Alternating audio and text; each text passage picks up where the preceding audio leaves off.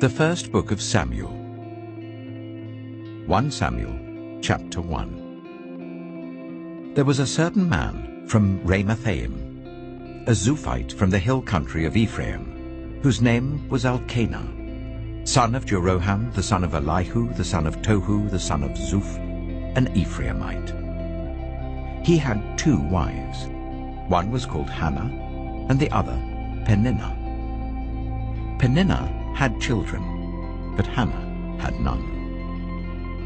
Year after year, this man went up from his town to worship and sacrifice to the Lord Almighty at Shiloh, where Hophni and Phinehas, the 2 sons of Eli, were priests of the Lord.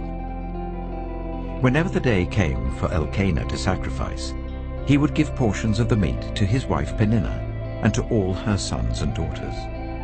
But to Hannah he gave a double portion, because he loved her, and the Lord had closed her womb. Because the Lord had closed Hannah's womb, her rival kept provoking her in order to irritate her. This went on year after year. Whenever Hannah went up to the house of the Lord, her rival provoked her till she wept and would not eat. Her husband, Elkanah, would say to her, "Hannah, why are you weeping? Why don't you eat? Why are you downhearted? Don't I mean more to you than 10 sons?" Once, when they had finished eating and drinking in Shiloh, Hannah stood up. Now Eli, the priest, was sitting on his chair by the doorpost of the Lord's house. In her deep anguish, Hannah prayed to the Lord, weeping bitterly. And she made a vow, saying, "Lord Almighty, if you will only look on your servant's misery and remember me, and not forget your servant, but give her a son, then I will give him to the Lord for all the days of his life, and no razor will ever be used on his head." As she kept on praying to the Lord, Eli observed her mouth. Hannah was praying in her heart, and her lips were moving, but her voice was not heard. Eli thought she was drunk and said to her, "How long are you going to stay drunk? Put away your wine." "Not so, my lord," Hannah replied. "I am a woman who is deeply troubled. I have not been drinking wine or beer. I was pouring out my soul to the Lord. Do not take your servant for a wicked woman. I have been praying here out of my great anguish and grief." Eli answered, "Go in peace, and may the God of Israel grant you what you have asked of him." She said, "May your servant find favor in your eyes." Then she went away and ate something, and her face was no longer downcast. Early the next morning, they arose and worshipped before the Lord, and then went back to their home at Ramah. Elkanah made love to his wife Hannah, and the Lord remembered her. So in the course of time, Hannah became pregnant and gave birth to a son. She named him Samuel, saying, "Because I asked the Lord for him." When her husband Elkanah went up with all his family to offer the annual sacrifice to the Lord and to fulfill his vow, Hannah did not go. She said to her husband, "After the boy is weaned, I will take him and present him before the Lord, and he will live there always." "Do what seems best to you," her husband Elkanah told her. "Stay here until you have weaned him. Only may the Lord make good his word." So the woman stayed at home and nursed her son until she had weaned him. After he was weaned, she took the boy with her, young as he was, along with a 3-year-old bull, an ephah of flour, and a skin of wine, and brought him to the house of the Lord at Shiloh. When the bull had been sacrificed, they brought the boy to Eli, and she said to him, "Pardon me, my lord. As surely as you live, I am the woman who stood here beside you praying to the Lord. I prayed for this child, and the Lord has granted me what I asked of him. So now I give him to the Lord. For his whole life he shall be given over to the Lord." And he worshipped the Lord there. 1 Samuel chapter 2.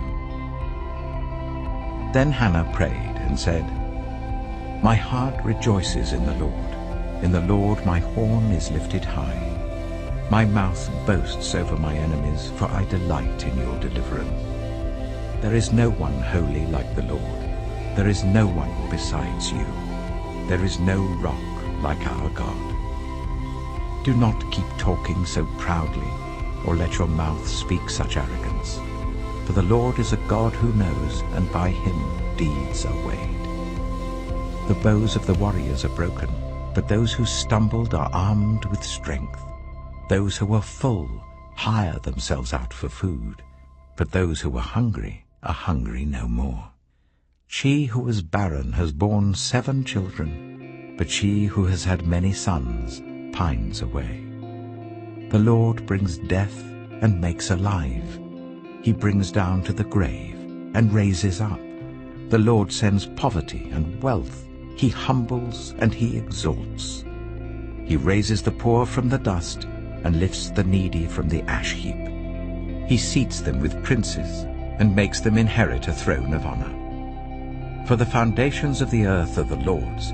On them he has set the world. He will guard the feet of his faithful servants, but the wicked will be silenced in the place of darkness.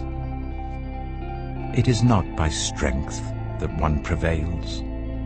Those who oppose the Lord will be broken. The Most High will thunder from heaven. The Lord will judge the ends of the earth. He will give strength to his king and exalt the horn of his anointed.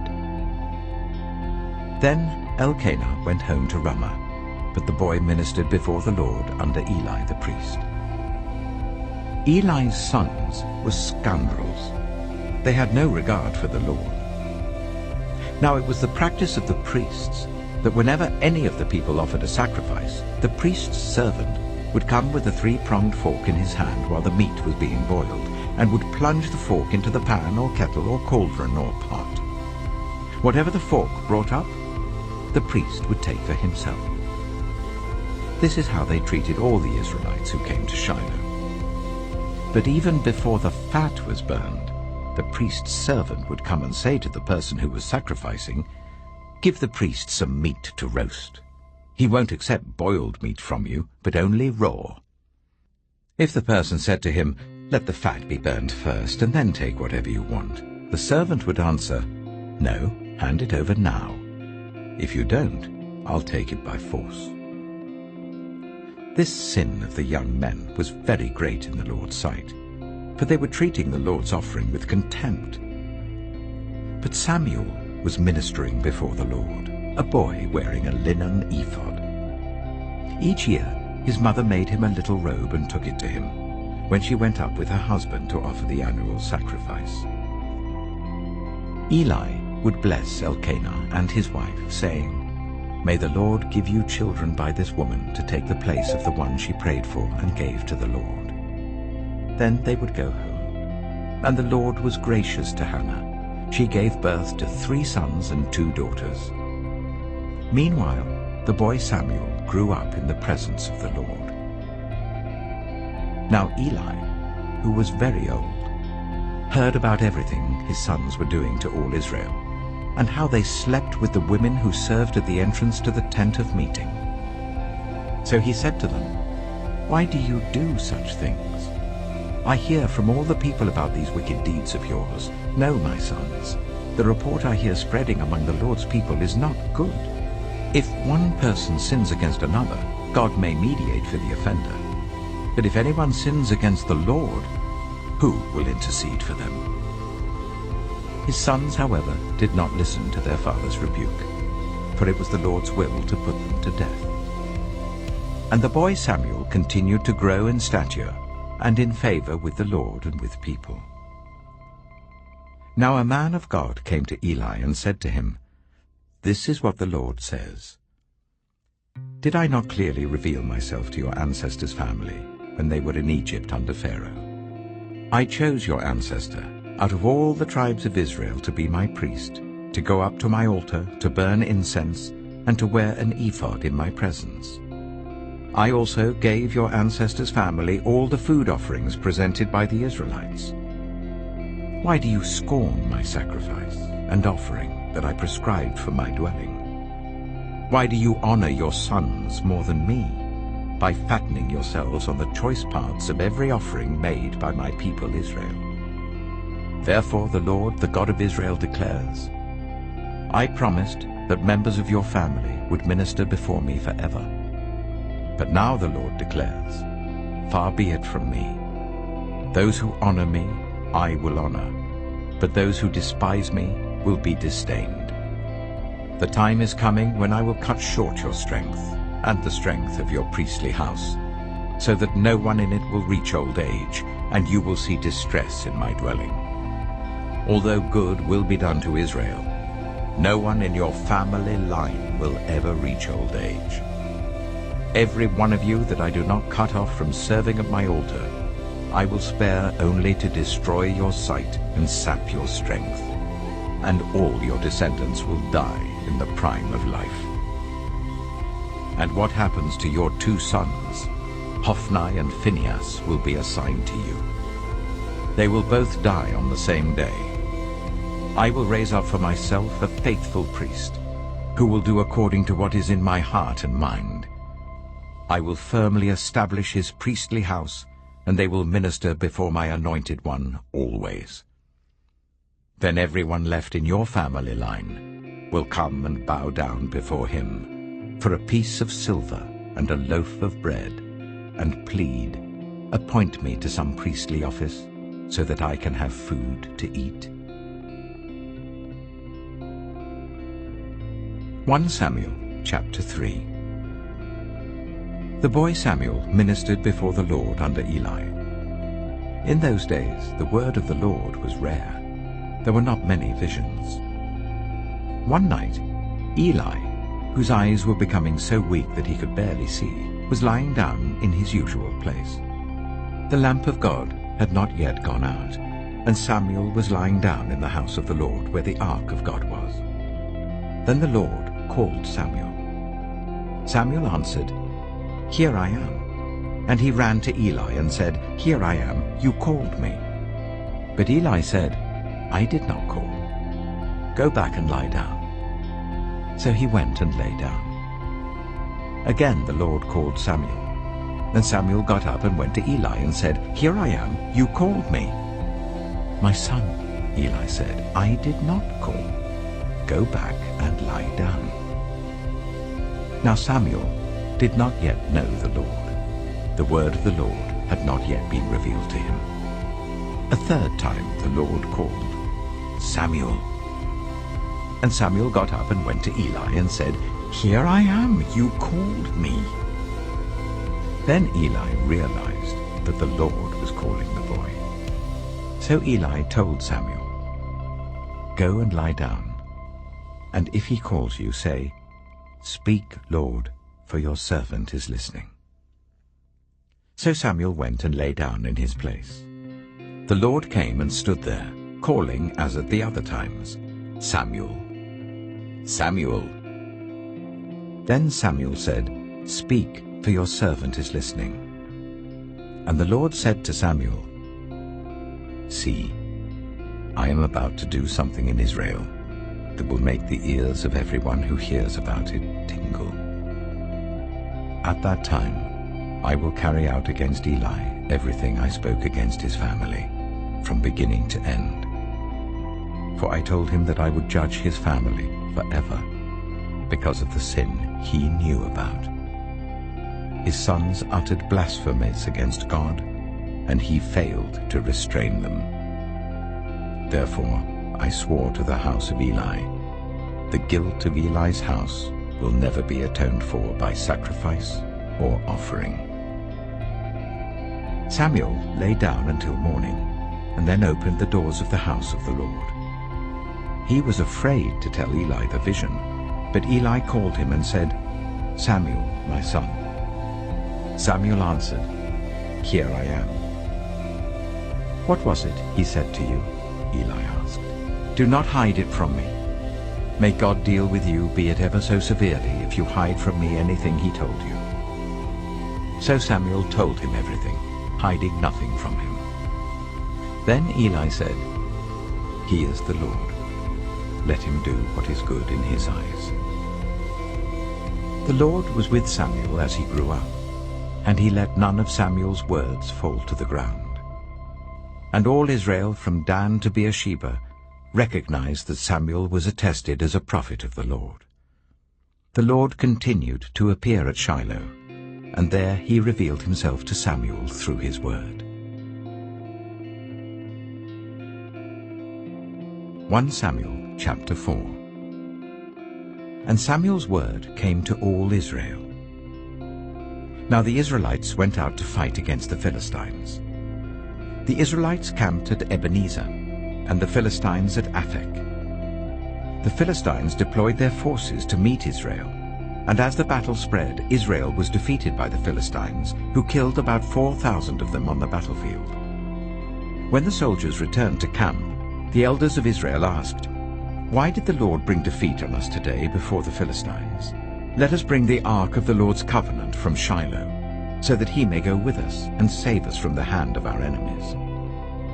So the people sent men to Shiloh, and they brought back the ark of the covenant of the Lord Almighty, who is enthroned between the cherubim. And Eli's 2 sons, Hophni and Phinehas, were there with the ark of the covenant of God. When the ark of the Lord's covenant came into the camp, all Israel raised such a great shout that the ground shook. Hearing the uproar, the Philistines asked, "What's all this shouting in the Hebrew camp?" When they learned that the ark of the Lord had come into the camp, the Philistines were afraid. "A god has come into the camp," they said. "Oh no, nothing like this has happened before. We're doomed. Who will deliver us from the hand of these mighty gods? They are the gods who struck the Egyptians with all kinds of plagues in the wilderness. Be strong, Philistines. Be men, or you will be subject to the Hebrews, as they have been to you. Be men and fight." So the Philistines fought, and the Israelites were defeated, and every man fled to his tent. The slaughter was very great. Israel lost 30,000 foot soldiers. The ark of God was captured, and Eli's 2 sons, Hophni and Phinehas, died. That same day, a Benjaminite ran from the battle line and went to Shiloh with his clothes torn and dust on his head. When he arrived, there was Eli sitting on his chair by the side of the road, watching, because his heart feared for the ark of God. When the man entered the town and told what had happened, the whole town sent up a cry. Eli heard the outcry and asked, "What is the meaning of this uproar?" The man hurried over to Eli, who was 98 years old, and whose eyes had failed so that he could not see. He told Eli, "I have just come from the battle line. I fled from it this very day." Eli asked, "What happened?" The man who brought the news replied, "Israel fled before the Philistines, and the army has suffered heavy losses. Also your 2 sons, Hophni and Phinehas, are dead, and the ark of God has been captured." When he mentioned the ark of God, Eli fell backwards off his chair by the side of the gate. His neck was broken, and he died, for he was an old man, and he was heavy. He had led Israel for 40 years. His daughter-in-law, the wife of Phinehas, was pregnant and near the time of delivery. When she heard the news that the ark of God had been captured, and that her father-in-law and her husband were dead, she went into labor and gave birth, but was overcome by her labor pains. As she was dying, the women attending her said, "Don't despair, you've given birth to a son." But she did not respond or pay any attention. She named the boy Ichabod, saying, "The glory has departed from Israel," because of the capture of the ark of God and the deaths of her father-in-law and her husband.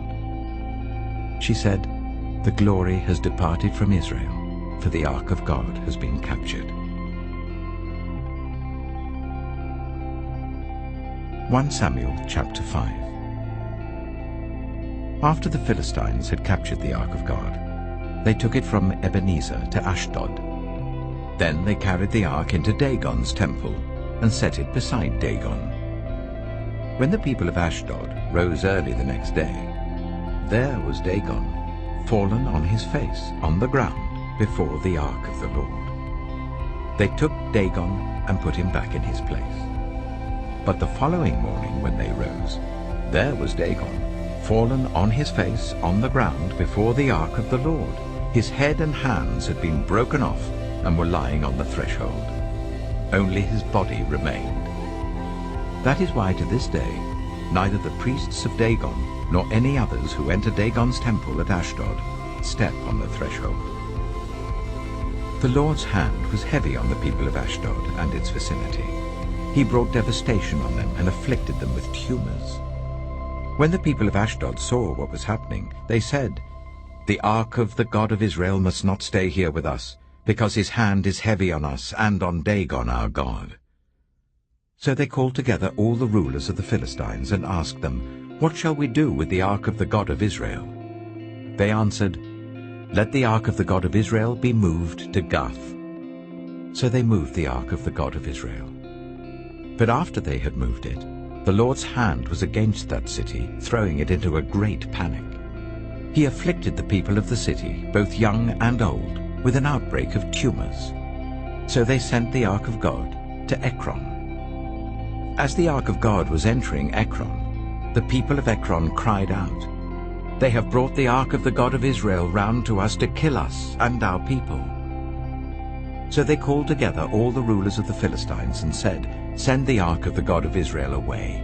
Let it go back to its own place, or it will kill us and our people." For death had filled the city with panic. God's hand was very heavy on it. Those who did not die were afflicted with tumors, and the outcry of the city went up to heaven. 1 Samuel chapter 6. When the ark of the Lord had been in Philistine territory for 7 months, the Philistines called for the priests and the diviners and said, "What shall we do with the ark of the Lord? Tell us how we should send it back to its place." They answered, "If you return the ark of the God of Israel, do not send it back to him without a gift. By all means send a guilt offering to him. Then you will be healed, and you will know why his hand has not been lifted from you." The Philistines asked, "What guilt offering should we send to him?" They replied, 5 gold tumors and 5 gold rats, according to the number of the Philistine rulers, because the same plague has struck both you and your rulers. Make models of the tumors and of the rats that are destroying the country, and give glory to Israel's God. Perhaps he will lift his hand from you and your gods and your land. Why do you harden your hearts as the Egyptians and Pharaoh did? When Israel's God dealt harshly with them, did they not send the Israelites out so that they could go on their way?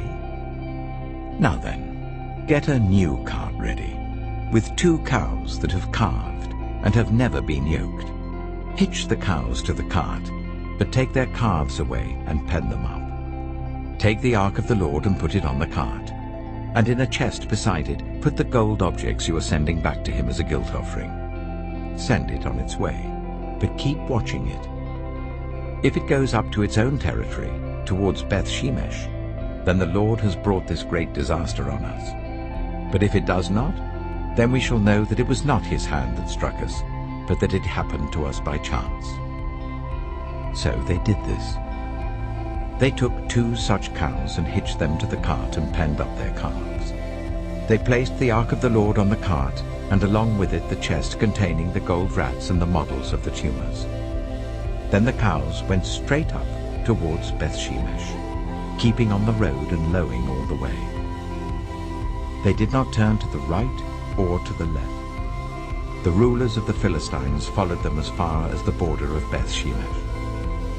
Now the people of Beth-Shemesh were harvesting their wheat in the valley, and when they looked up and saw the ark, they rejoiced at the sight. The ark came to the field of Joshua of Beth-Shemesh, and there it stopped beside a large rock. The people chopped up the wood of the cart and sacrificed the cows as a burnt offering to the Lord.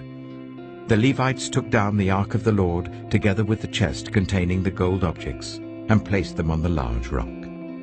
On that day, the people of Beth-shemesh offered burnt offerings and made sacrifices to the Lord. The 5 rulers of the Philistines saw all this, and then returned that same day to Ekron. These are the gold tumors the Philistines sent as a guilt offering to the Lord. 1 each for Ashdod, Gaza, Ashkelon, Gath, and Ekron. And the number of the gold rats was according to the number of Philistine towns belonging to the 5 rulers, the fortified towns with their country villages. The large rock on which the Levites set the ark of the Lord is a witness to this day in the field of Joshua of Beth-shemesh. But God struck down some of the inhabitants of Beth-shemesh, putting 70 of them to death because they looked into the ark of the Lord. The people mourned because of the heavy blow the Lord had dealt them. And the people of Beth-shemesh asked, "Who can stand in the presence of the Lord, this holy God? To whom will the ark go up from here?" Then they sent messengers to the people of Kiriath-jearim, saying, "The Philistines have returned the ark of the Lord. Come down and take it up to your town." 1 Samuel chapter 7. So the men of Kiriath-jearim came and took up the ark of the Lord.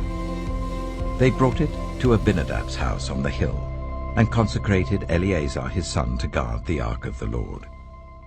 The ark remained at Kiriath-jearim a long time, 20 years in all.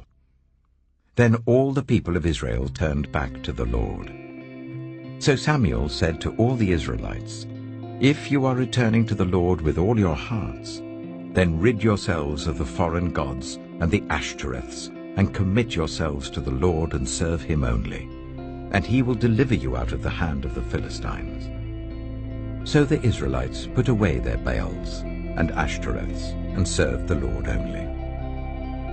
Then Samuel said, "Assemble all Israel at Mizpah, and I will intercede with the Lord for you." When they had assembled at Mizpah, they drew water and poured it out before the Lord. On that day they fasted, and there they confessed, "We have sinned against the Lord." Now Samuel was serving as leader of Israel at Mizpah. When the Philistines heard that Israel had assembled at Mizpah, the rulers of the Philistines came up to attack them. When the Israelites heard of it, they were afraid because of the Philistines. They said to Samuel, "Do not stop crying out to the Lord our God for us, that he may rescue us from the hand of the Philistines." Then Samuel took a suckling lamb and sacrificed it as a whole burnt offering to the Lord.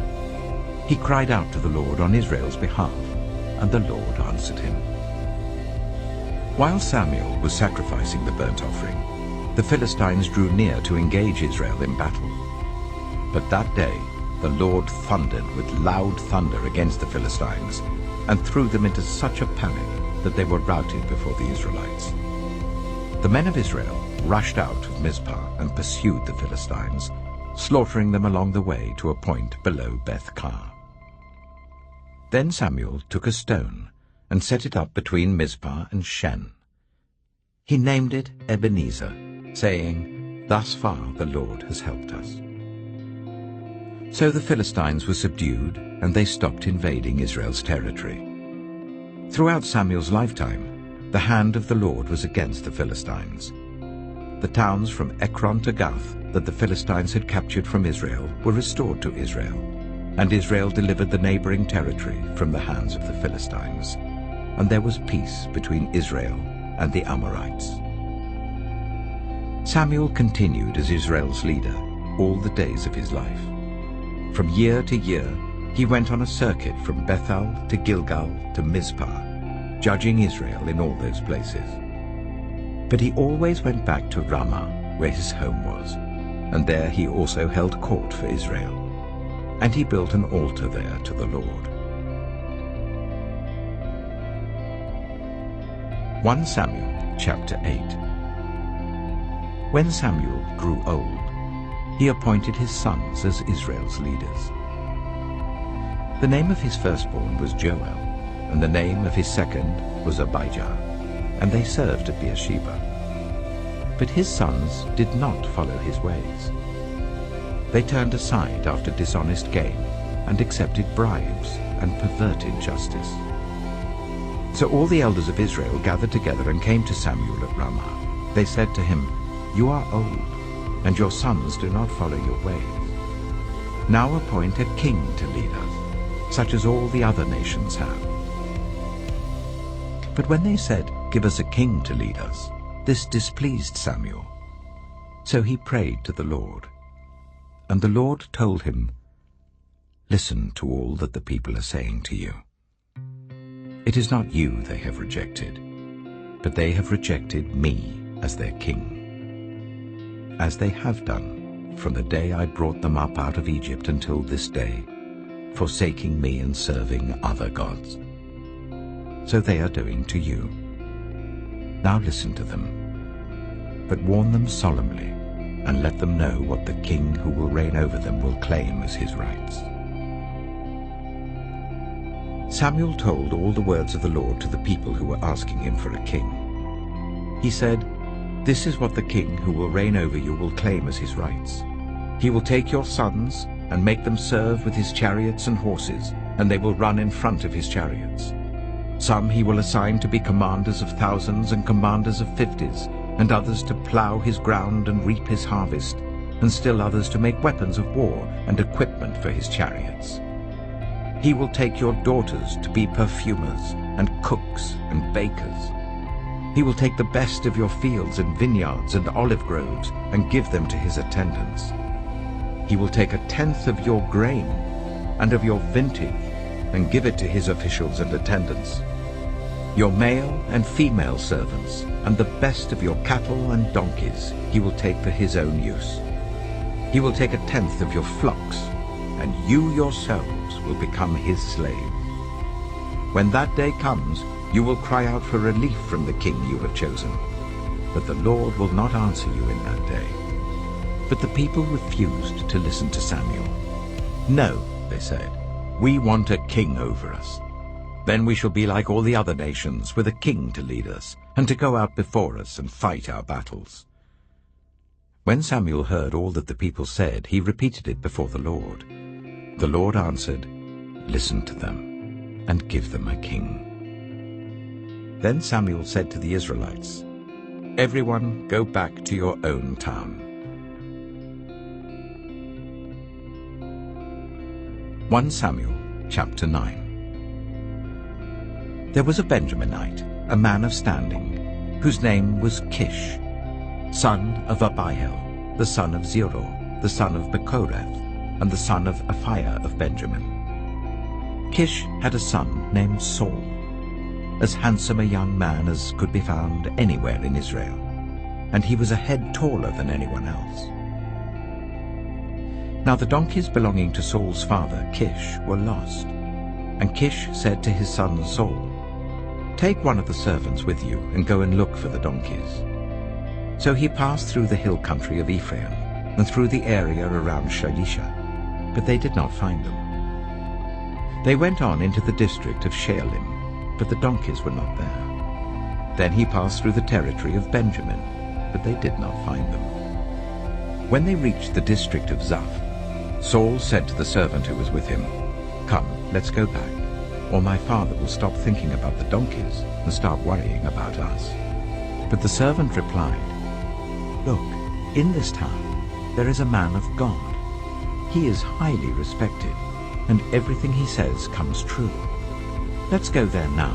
Perhaps he will tell us what way to take." Saul said to his servant, "If we go, what can we give the man? The food in our sacks is gone. We have no gift to take to the man of God. What do we have?" The servant answered him again. "Look," he said, "I have 1/4 of a shekel of silver. I will give it to the man of God, so that he will tell us what way to take." Formerly in Israel, if someone went to inquire of God, they would say, "Come, let us go to the seer," because the prophet of today used to be called a seer. "Good," Saul said to his servant. "Come, let's go." So they set out for the town where the man of God was. As they were going up the hill to the town, they met some young women coming out to draw water, and they asked them, "Is the seer here?" "He is," they answered. "He's ahead of you. Hurry now, he has just come to our town today, for the people have a sacrifice at the high place. As soon as you enter the town, you will find him before he goes up to the high place to eat. The people will not begin eating until he comes, because he must bless the sacrifice. Afterwards, those who are invited will eat. Go up now.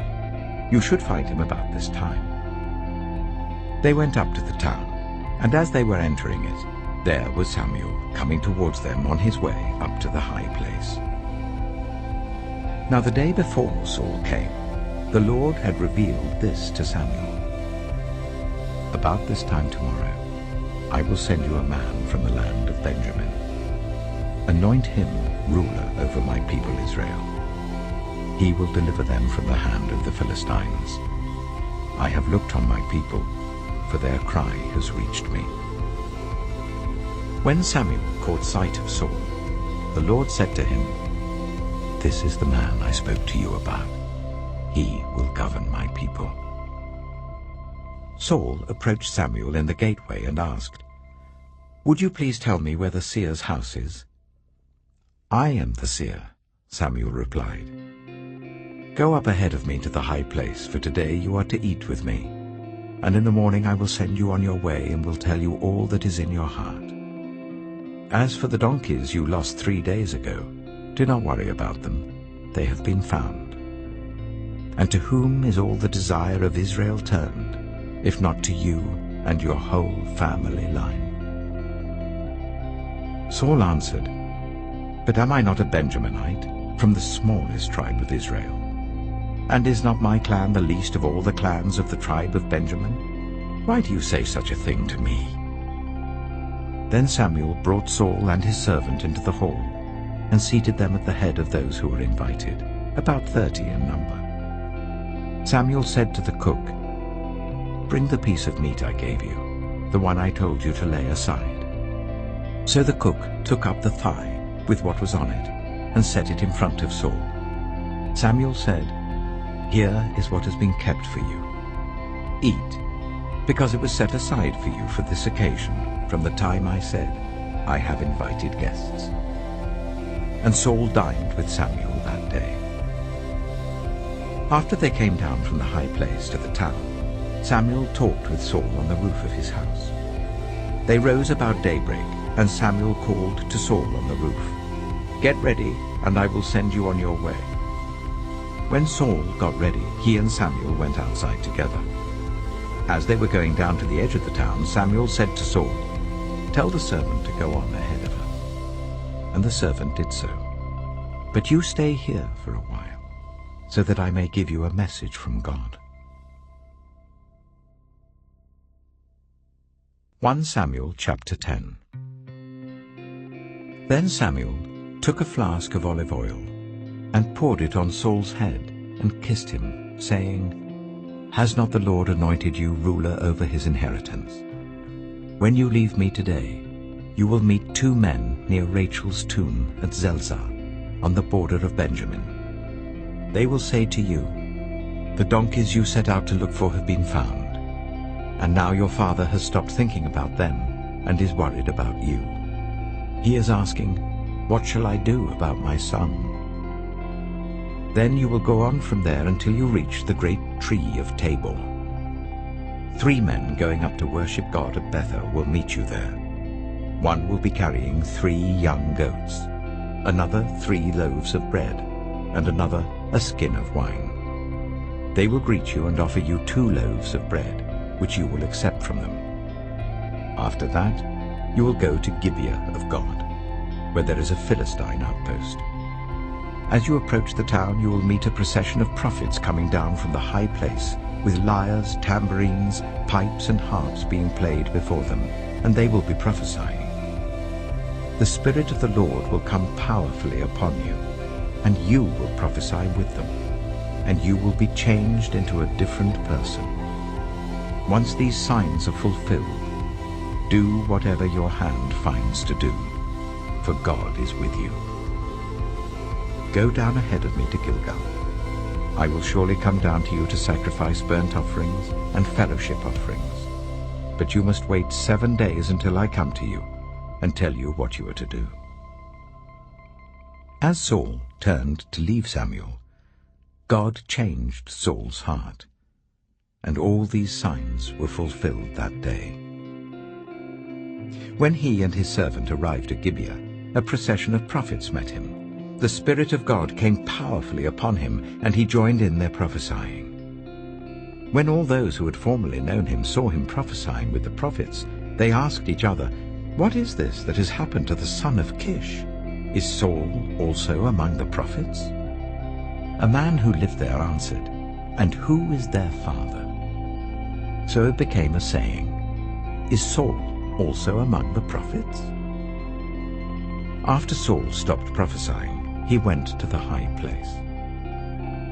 Now Saul's uncle asked him and his servant, "Where have you been?" "Looking for the donkeys," he said. "But when we saw they were not to be found, we went to Samuel." Saul's uncle said, "Tell me what Samuel said to you." Saul replied, "He assured us that the donkeys had been found." But he did not tell his uncle what Samuel had said about the kingship. Samuel summoned the people of Israel to the Lord at Mizpah and said to them, "This is what the Lord, the God of Israel, says. I brought Israel up out of Egypt, and I delivered you from the power of Egypt and all the kingdoms that oppressed you. But you have now rejected your God, who saves you out of all your disasters and calamities. And you have said, 'No, appoint a king over us.' So now present yourselves before the Lord by your tribes and clans." When Samuel had made all Israel come forward by tribes, the tribe of Benjamin was taken by lot. Then he brought forward the tribe of Benjamin clan by clan, and Matri's clan was taken. Finally, Saul, son of Kish, was taken. But when they looked for him, he was not to be found. So they inquired further of the Lord, "Has the man come here yet?" And the Lord said, "Yes, he has hidden himself among the supplies." They ran and brought him out, and as he stood among the people, he was a head taller than any of the others. Samuel said to all the people, "Do you see the man the Lord has chosen? There is no one like him among all the people." Then the people shouted, "Long live the king!" Samuel explained to the people the rights and duties of kingship. He wrote them down on a scroll and deposited it before the Lord. Then Samuel dismissed the people to go to their own homes. Saul also went to his home in Gibeah, accompanied by valiant men whose hearts God had touched. But some scoundrels said, "How can this fellow save us?" They despised him and brought him no gifts, but Saul kept silent. 1 Samuel chapter 11. Nahash the Ammonite went up and besieged Jabesh-Gilead. And all the men of Jabesh said to him, "Make a treaty with us, and we will be subject to you." But Nahash the Ammonite replied, "I will make a treaty with you only on the condition that I gouge out the right eye of every one of you, and so bring disgrace on all Israel." The elders of Jabesh said to him, "Give us 7 days so that we can send messengers throughout Israel. If no one comes to rescue us, we will surrender to you." When the messengers came to Gibeah of Saul and reported these terms to the people, they all wept aloud. Just then Saul was returning from the fields behind his oxen. And he asked, "What is wrong with everyone? Why are they weeping?" Then they repeated to him what the men of Jabesh had said. When Saul heard their words, the Spirit of God came powerfully upon him, and he burned with anger. He took a pair of oxen, cut them into pieces, and sent the pieces by messengers throughout Israel, proclaiming, "This is what will be done to the oxen of anyone who does not follow Saul and Samuel." Then the terror of the Lord fell on the people, and they came out together as one. When Saul mustered them at Bezek, the men of Israel numbered 300,000, and those of Judah 30,000. They told the messengers who had come, Say to the men of Jabesh-Gilead, by the time the sun is hot tomorrow, you will be rescued. When the messengers went and reported this to the men of Jabesh, they were elated. They said to the Ammonites, tomorrow we will surrender to you, and you can do to us whatever you like. The next day, Saul separated his men into 3 divisions. During the last watch of the night, they broke into the camp of the Ammonites and slaughtered them until the heat of the day. Those who survived were scattered, so that no 2 of them were left together. The people then said to Samuel, who was it that asked, shall Saul reign over us? Turn these men over to us, so that we may put them to death. But Saul said, no one will be put to death today, for this day the Lord has rescued Israel. Then Samuel said to the people, come, let us go to Gilgal, and there renew the kingship. So all the people went to Gilgal, and made Saul king in the presence of the Lord. There they sacrificed fellowship offerings before the Lord, and Saul and all the Israelites held a great celebration. 1 Samuel chapter 12. Samuel said to all Israel, I have listened to everything you said to me, and have set a king over you. Now you have a king as your leader. As for me, I am old and gray, and my sons are here with you. I have been your leader from my youth until this day. Here I stand. Testify against me in the presence of the Lord and his anointed. Whose ox have I taken? Whose donkey have I taken? Whom have I cheated? Whom have I oppressed?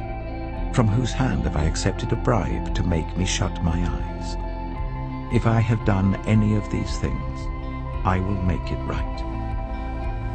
You have not cheated or oppressed us, they replied. You have not taken anything from anyone's hand. Samuel said to them, the Lord is witness against you, and also his anointed is witness this day, that you have not found anything in my hand. He is witness, they said. Then Samuel said to the people, it is the Lord who appointed Moses and Aaron, and brought your ancestors up out of Egypt. Now then, stand here, because I'm going to confront you with evidence before the Lord as to all the righteous acts performed by the Lord for you and your ancestors. After Jacob entered Egypt, they cried to the Lord for help. And the Lord sent Moses and Aaron, who brought your ancestors out of Egypt and settled them in this place. But they forgot the Lord their God. So he sold them into the hands of Sisera, the commander of the army of Hazor, and into the hands of the Philistines and the king of Moab, who fought against them. They cried out to the Lord and said, we have sinned. We have forsaken the Lord and served the Baals and the Ashtoreths. But now deliver us from the hands of our enemies, and we will serve you. Then the Lord sent Jerubbaal, Barak, Jephthah, and Samuel, and he delivered you from the hands of your enemies all around you, so that you lived in safety. But when you saw that Nahash, king of the Ammonites, was moving against you, you said to me, no, we want a king to rule over us, even though the Lord your God was your king. Now, here is the king you have chosen, the one you asked for. See, the Lord has set a king over you. If you fear the Lord and serve and obey him and do not rebel against his commands, and if both you and the king who reigns over you follow the Lord your God, good. But if you do not obey the Lord, and if you rebel against his commands, his hand will be against you as it was against your ancestors. Now then, stand still and see this great thing the Lord is about to do before your eyes. Is not wheat harvest now? I will call on the Lord to send thunder and rain, and you will realize what an evil thing you did in the eyes of the Lord when you asked for a king." Then Samuel called on the Lord, and that same day the Lord sent thunder and rain. So all the people stood in awe of the Lord and of Samuel. The people all said to Samuel, "Pray to the Lord your God for your servants, so that we will not die. For we have added to all our other sins the evil of asking for a king." "Do not be afraid," Samuel replied. "You have done all this evil. Yet do not turn away from the Lord, but serve the Lord with all your heart. Do not turn away after useless idols. They can do you no good, nor can they rescue you, because they are useless. For the sake of his great name, the Lord will not reject his people, because the Lord was pleased to make you his own. As for me, far be it from me that I should sin against the Lord by failing to pray for you. And I will teach you the way that is good and right. But be sure to fear the Lord and serve him faithfully with all your heart. Consider what great things he has done for you. Yet, if you persist in doing evil, both you and your king will perish." 1 Samuel chapter 13. Saul was 30 years old when he became king, and he reigned over Israel for 42 years. Saul chose 3,000 men from Israel. 2,000 were with him at Michmash in the hill country of Bethel, and 1,000 were with Jonathan at Gibeah in Benjamin. The rest of the men he sent back to their homes. Jonathan attacked the Philistine outpost at Geba, and the Philistines heard about it. Then Saul had the trumpet blown throughout the land and said, "Let the Hebrews hear." So all Israel heard the news. Saul has attacked the Philistine outpost, and now Israel has become obnoxious to the Philistines. And the people were summoned to join Saul at Gilgal. The Philistines assembled to fight Israel, with 3,000 chariots, 6,000 charioteers, and soldiers as numerous as the sand on the seashore. They went up and camped at Michmash, east of Bethaven. When the Israelites saw that their situation was critical and that their army was hard-pressed, they hid in caves and thickets among the rocks, and in pits and cisterns. Some Hebrews even crossed the Jordan to the land of Gad and Gilead. Saul remained at Gilgal, and all the troops with him were quaking with fear. He waited for 7 days, the time set by Samuel. But Samuel did not come to Gilgal, and Saul's men began to scatter. So he said, "Bring me the burnt offering and the fellowship offerings." And Saul offered up the burnt offering. Just as he finished making the offering, Samuel arrived, and Saul went out to greet him. "What have you done?" asked Samuel. Saul replied, "When I saw that the men were scattering, and that you did not come at the set time, and that the Philistines were assembling at Michmash, I thought, now the Philistines will come down against me at Gilgal, and I have not sought the Lord's favor. So I felt compelled to offer the burnt offering." "Oh, you have done a foolish thing," Samuel said. "You have not kept the command the Lord your God gave you.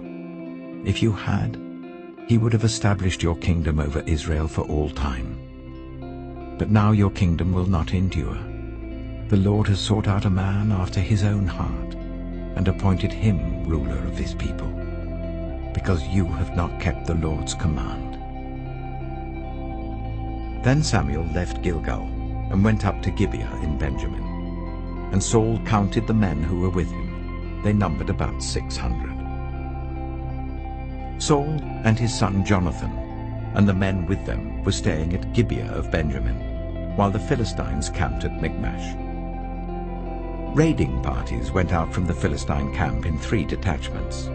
One turned towards Ophrah in the vicinity of Shual, another towards Beth-horon, and the third towards the borderland overlooking the valley of Zeboim, facing the wilderness. Not a blacksmith could be found in the whole land of Israel, because the Philistines had said, Otherwise the Hebrews will make swords and spears." So all Israel went down to the Philistines to have their plowshares, mattocks, axes, and sickles sharpened. The price was 2/3 of a shekel for sharpening plowshares and mattocks, and 1/3 of a shekel for sharpening forks and axes, and for repointing goads. So on the day of the battle, not a soldier with Saul and Jonathan had a sword or spear in his hand. Only Saul and his son Jonathan had them. Now a detachment of Philistines had gone out to the pass at Michmash. 1 Samuel chapter 14. One day, Jonathan, son of Saul, said to his young armor-bearer, "Come, let's go over to the Philistine outpost on the other side." But he did not tell his father. Saul was staying on the outskirts of Gibeah, under a pomegranate tree in Migron. With him were about 600 men, among whom was Ahijah, who was wearing an ephod. He was a son of Ichabod's brother, Ahitub, son of Phinehas, the son of Eli, the Lord's priest in Shiloh. No one was aware that Jonathan had left. On each side of the pass that Jonathan intended to cross to reach the Philistine outpost was a cliff. One was called Bozez, and the other Seneh. One cliff stood to the north towards Michmash, the other to the south towards Geba. Jonathan said to his young armor-bearer, "Come, let's go over to the outpost of those uncircumcised men. Perhaps the Lord will act on our behalf. Nothing can hinder the Lord from saving, whether by many or by few." "Do all that you have in mind," his armor-bearer said. "Go ahead. I am with you, heart and soul." Jonathan said, "Come on then. We will cross over towards them and let them see us. If they say to us, 'Wait there until we come to you,' we will stay where we are and not go up to them. But if they say, 'Come up to us,' we will climb up, because that will be our sign that the Lord has given them into our hands." So both of them showed themselves to the Philistine outpost. "Look," said the Philistines, "the Hebrews are crawling out of the holes they were hiding in." The men of the outposts shouted to Jonathan and his armor-bearer, "Come up to us and we'll teach you a lesson." So Jonathan said to his armor-bearer, "Climb up after me. The Lord has given them into the hand of Israel." Jonathan climbed up using his hands and feet, with his armor-bearer right behind him. The Philistines fell before Jonathan, and his armor-bearer followed and killed behind him. In that first attack, Jonathan and his armor-bearer killed some 20 men in an area of about half an acre. Then panic struck the whole army, those in the camp and field and those in the outposts and raiding parties, and the ground shook. It was a panic sent by God. Saul's lookouts at Gibeah in Benjamin saw the army melting away in all directions. Then Saul said to the men who were with him, "Muster the forces and see who has left us." When they did, it was Jonathan and his armor-bearer who were not there. Saul said to Ahijah, "Bring the ark of God." At that time it was with the Israelites.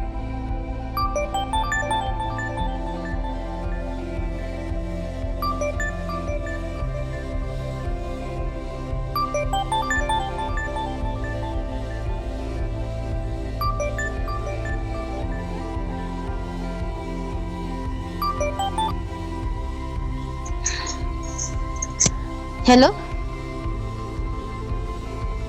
1 Samuel chapter 14. One day, Jonathan, son of Saul, said to his young armor-bearer, "Come, let's go over to the Philistine outpost on the other side." But he did not tell his father. Saul was staying on the outskirts of Gibeah, under a pomegranate tree in Migron. With him were about 600 men, among whom was Ahijah, who was wearing an ephod. He was a son of Ichabod's brother, Ahitub, son of Phinehas, the son of Eli, the Lord's priest in Shiloh. No one was aware that Jonathan had left. On each side of the pass that Jonathan intended to cross to reach the Philistine outpost was a cliff. One was called Bozez, and the other Seneh. One cliff stood to the north towards Michmash, the other to the south towards Geba.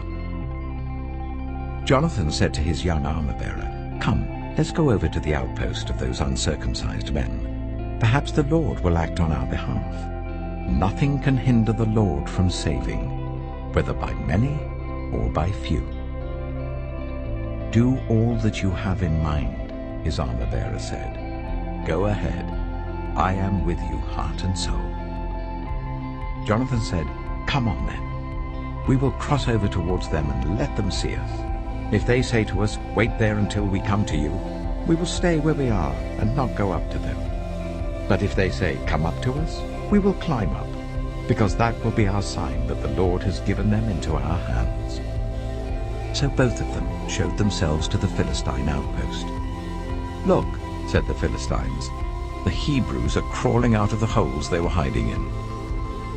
The men of the outposts shouted to Jonathan and his armor-bearer, "Come up to us and we'll teach you a lesson." So Jonathan said to his armor-bearer, "Climb up after me.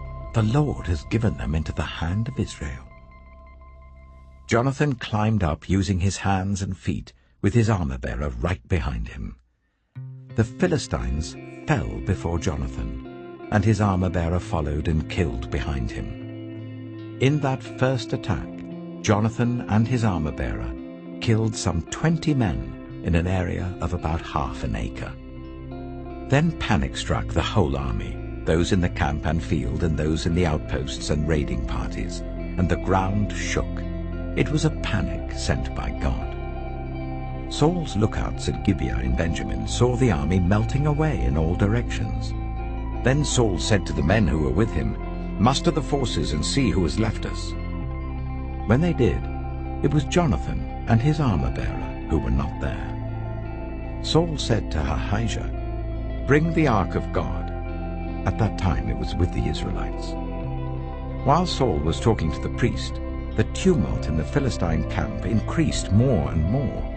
So Saul said to the priest, "Withdraw your hand."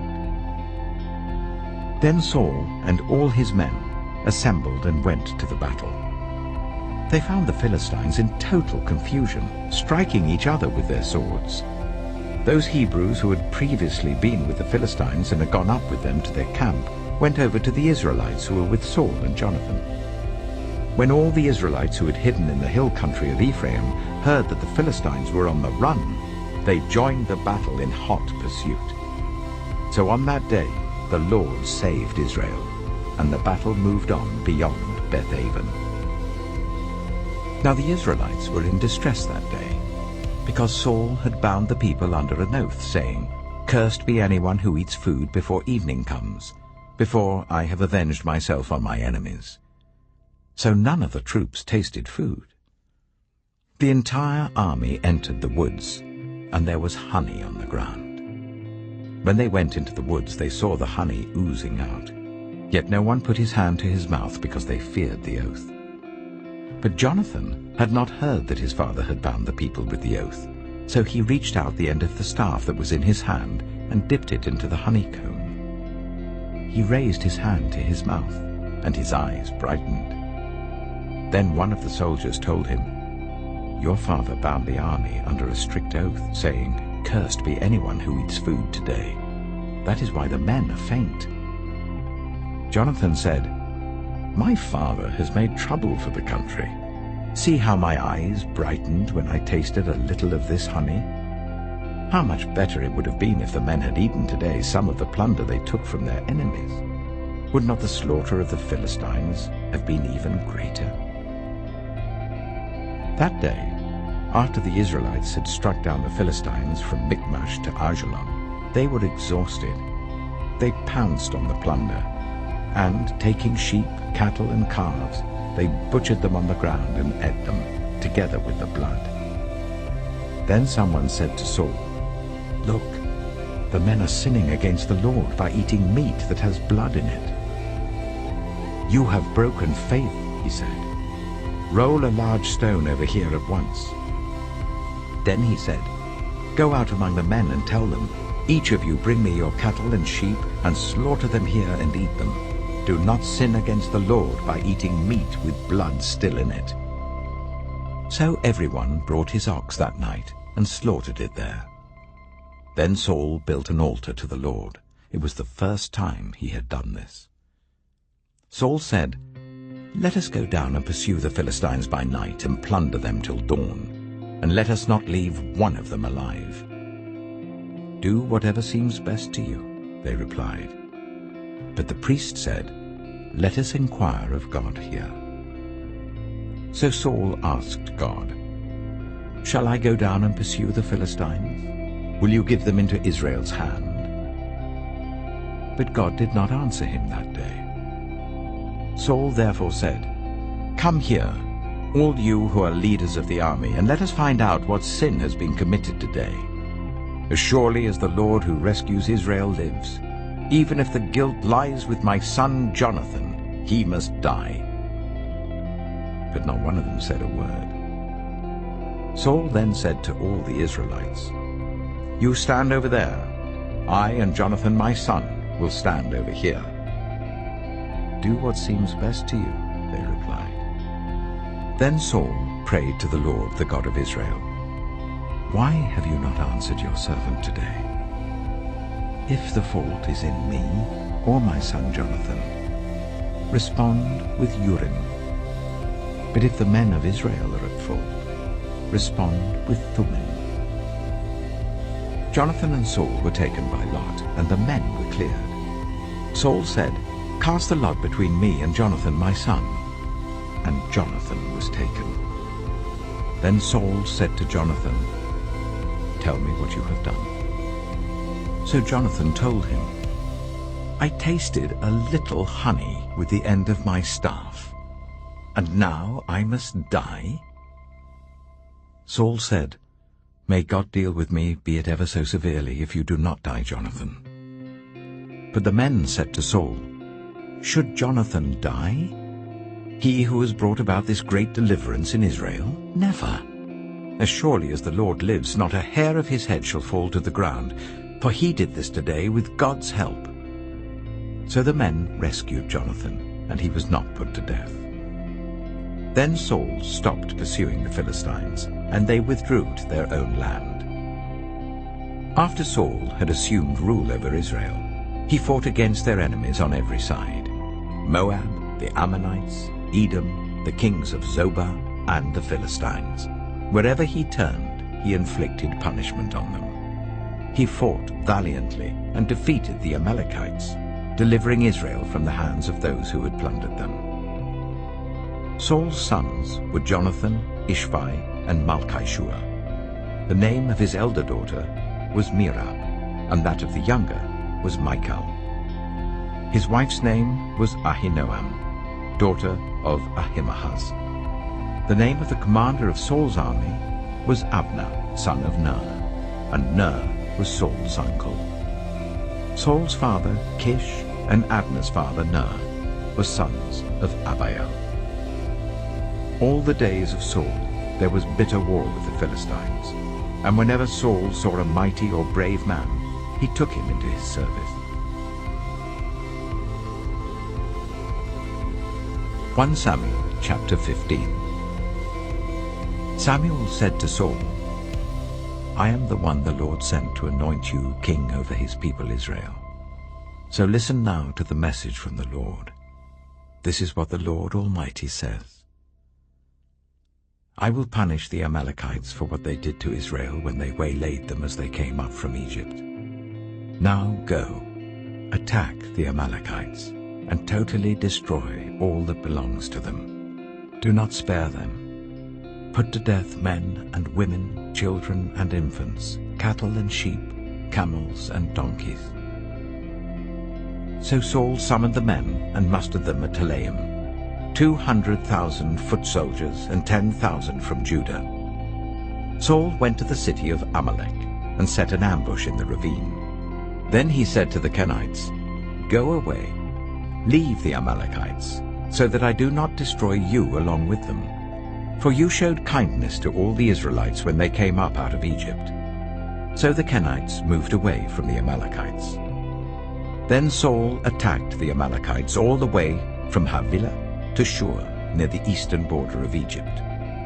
He took Agag, king of the Amalekites, alive, and all his people he totally destroyed with the sword.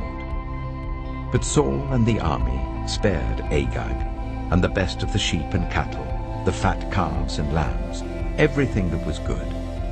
These they were unwilling to destroy completely, but everything that was despised and weak they totally destroyed.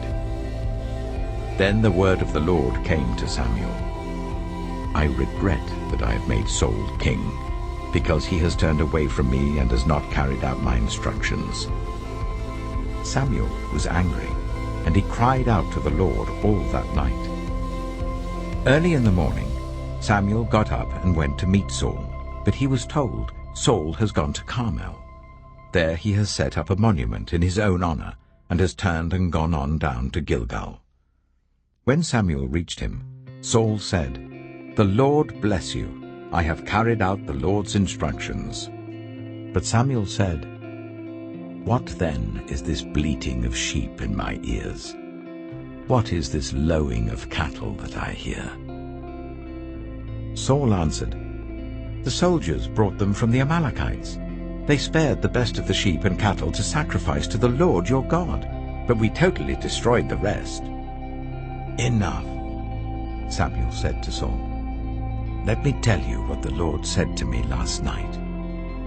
Tell me, Saul replied. Samuel said, Although you were once small in your own eyes, did you not become the head of the tribes of Israel? The Lord anointed you king over Israel, and he sent you on a mission, saying, Go and completely destroy those wicked people, the Amalekites. Wage war against them until you have wiped them out. Why did you not obey the Lord? Why did you pounce on the plunder and do evil in the eyes of the Lord? But I did obey the Lord, Saul said. I went on the mission the Lord assigned me. I completely destroyed the Amalekites and brought back Agag, their king. The soldiers took sheep and cattle from the plunder, the best of what was devoted to God, in order to sacrifice them to the Lord your God at Gilgal. But Samuel replied, Does the Lord delight in burnt offerings and sacrifices as much as in obeying the Lord? To obey is better than sacrifice, and to heed is better than the fat of rams. For rebellion is like the sin of divination, and arrogance like the evil of idolatry. Because you have rejected the word of the Lord, he has rejected you as king. Then Saul said to Samuel, I have sinned. I violated the Lord's command and your instructions. I was afraid of the men, and so I gave in to them. Now I beg you, forgive my sin and come back with me, so that I may worship the Lord. But Samuel said to him, I will not go back with you. You have rejected the word of the Lord, and the Lord has rejected you as king over Israel. As Samuel turned to leave, Saul caught hold of the hem of his robe, and it tore. Samuel said to him, The Lord has torn the kingdom of Israel from you today, and has given it to one of your neighbors, to one better than you. He who is the glory of Israel does not lie or change his mind, for he is not a human being that he should change his mind. Saul replied, I have sinned, but please honor me before the elders of my people and before Israel. Come back with me so that I may worship the Lord your God. So Samuel went back with Saul, and Saul worshipped the Lord. Then Samuel said, Bring me Agag, king of the Amalekites. Agag came to him in chains, and he thought, Surely the bitterness of death is past. But Samuel said, As your sword has made women childless, so will your mother be childless among women. And Samuel put Agag to death before the Lord at Gilgal. Then Samuel left for Ramah, but Saul went up to his home in Gibeah of Saul. Until the day Samuel died, he did not go to see Saul again, though Samuel mourned for him. And the Lord regretted that he had made Saul king over Israel. 1 Samuel chapter 16.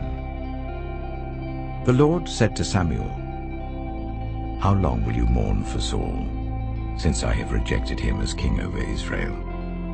Fill your horn with oil and be on your way. I am sending you to Jesse of Bethlehem. I have chosen one of his sons to be king." But Samuel said, "How can I go? If Saul hears about it, he will kill me." The Lord said, "Take a heifer with you and say, 'I have come to sacrifice to the Lord.' Invite Jesse to the sacrifice, and I will show you what to do. You are to anoint for me the one I indicate." Samuel did what the Lord said. When he arrived at Bethlehem, the elders of the town trembled when they met him. They asked, "Do you come in peace?" Samuel replied, "Yes, in peace. I have come to sacrifice to the Lord. Consecrate yourselves and come to the sacrifice with me." Then he consecrated Jesse and his sons and invited them to the sacrifice. When they arrived, Samuel saw Eliab and thought, "Surely the Lord's anointed stands here before the Lord." But the Lord said to Samuel, "Do not consider his appearance or his height, for I have rejected him. The Lord does not look at the things people look at. People look at the outward appearance, but the Lord looks at the heart." Then Jesse called Abinadab and made him pass in front of Samuel. But Samuel said, "The Lord has not chosen this one either." Jesse then made Shammah pass by, but Samuel said, "Nor has the Lord chosen this one." Jesse made 7 of his sons pass before Samuel, but Samuel said to him, "The Lord has not chosen these." So he asked Jesse, "Are these all the sons you have?" "There is still the youngest," Jesse answered. "He's tending the sheep." Samuel said, "Send for him. We will not sit down until he arrives." So he sent for him and had him brought in. He was glowing with health and had a fine appearance and handsome features. Then the Lord said, "Rise and anoint him. This is the one." So Samuel took the horn of oil and anointed him in the presence of his brothers. And from that day on, the Spirit of the Lord came powerfully upon David. Samuel then went to Ramah. Now the Spirit of the Lord had departed from Saul, and an evil spirit from the Lord tormented him. Saul's attendants said to him, "See, an evil spirit from God is tormenting you. Let our Lord command his servants here to search for someone who can play the lyre. He will play when the evil spirit from God comes on you, and you will feel better." So Saul said to his attendants, "Find someone who plays well and bring him to me." One of the servants answered, "I've seen a son of Jesse of Bethlehem who knows how to play the lyre. He is a brave man and a warrior. He speaks well and is a fine-looking man, and the Lord is with him." Then Saul sent messengers to Jesse and said, "Send me your son David who is with the sheep." So Jesse took a donkey loaded with bread, a skin of wine, and a young goat, and sent them with his son David to Saul. David came to Saul and entered his service. Saul liked him very much, and David became one of his armor-bearers.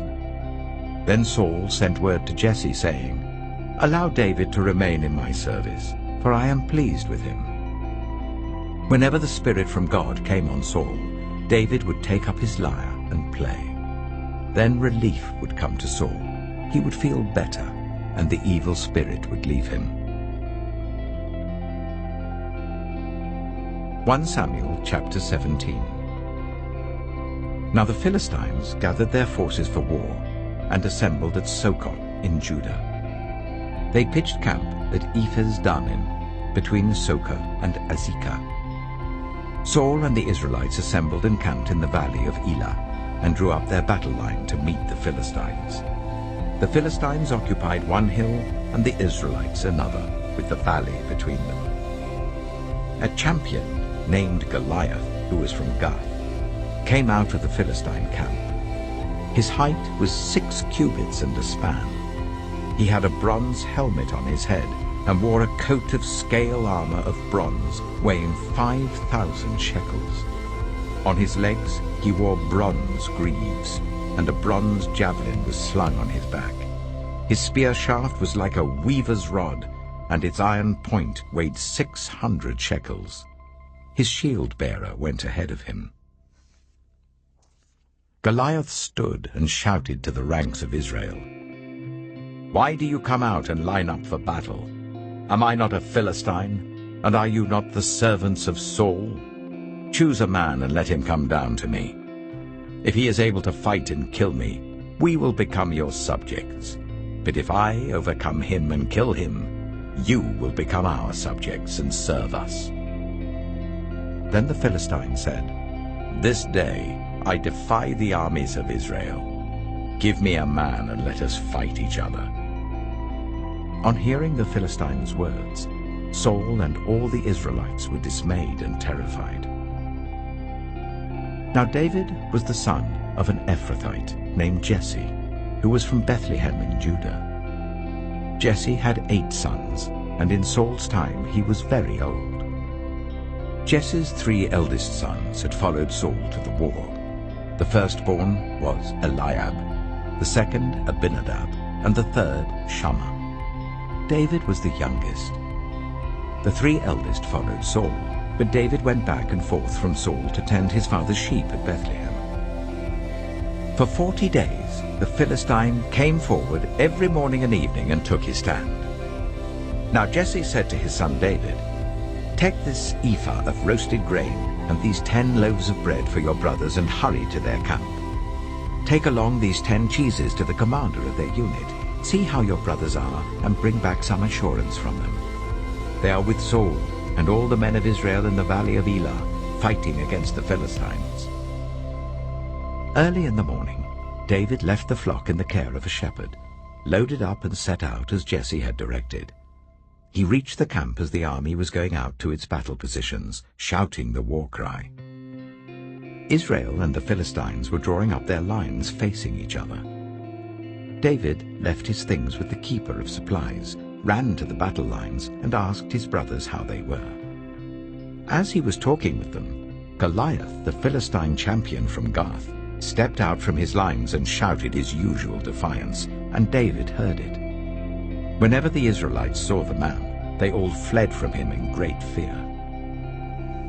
Now the Israelites had been saying, "Do you see how this man keeps coming out? He comes out to defy Israel. The king will give great wealth to the man who kills him. He will also give him his daughter in marriage, and will exempt his family from taxes in Israel." David asked the men standing near him, "What will be done for the man who kills this Philistine and removes this disgrace from Israel? Who is this uncircumcised Philistine that he should defy the armies of the living God?" They repeated to him what they had been saying, and told him, "This is what will be done for the man who kills him." When Eliab, David's eldest brother, heard him speaking with the men, he burned with anger at him and asked, "Why have you come down here? And with whom did you leave those few sheep in the wilderness? I know how conceited you are and how wicked your heart is. You came down only to watch the battle." "Now what have I done?" said David. "Can't I even speak?" He then turned away to someone else and brought up the same matter, and the men answered him as before. What David said was overheard and reported to Saul, and Saul sent for him. David said to Saul, "Let no one lose heart on account of this Philistine. Your servant will go and fight him." Saul replied, "You are not able to go out against this Philistine and fight him. You're only a young man, and he has been a warrior from his youth." But David said to Saul, "Your servant has been keeping his father's sheep. When a lion or a bear came and carried off a sheep from the flock, I went after it, struck it, and rescued the sheep from its mouth. When it turned on me, I seized it by its hair, struck it, and killed it. Your servant has killed both the lion and the bear. This uncircumcised Philistine will be like one of them, because he has defied the armies of the living God. The Lord who rescued me from the paw of the lion and the paw of the bear will rescue me from the hand of this Philistine." Saul said to David, "Go, and the Lord be with you." Then Saul dressed David in his own tunic. He put a coat of armor on him and a bronze helmet on his head. David fastened on his sword over the tunic and tried walking around because he was not used to them. "I cannot go in these," he said to Saul, "because I'm not used to them." So he took them off. Then he took his staff in his hand, chose 5 smooth stones from the stream, put them in the pouch of his shepherd's bag, and with his sling in his hand, approached the Philistine. Meanwhile, the Philistine, with his shield-bearer in front of him, kept coming closer to David. He looked David over and saw that he was little more than a boy, glowing with health and handsome, and he despised him. He said to David, "Am I a dog, that you come at me with sticks?" And the Philistine cursed David by his gods. "Come here," he said, "and I'll give your flesh to the birds and the wild animals."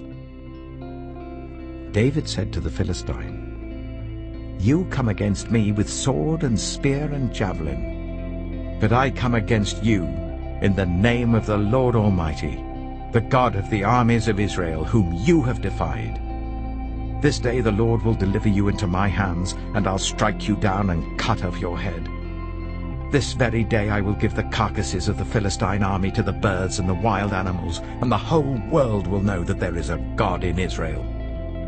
All those gathered here will know that it is not by sword or spear that the Lord saves, for the battle is the Lord's, and he will give all of you into our hands."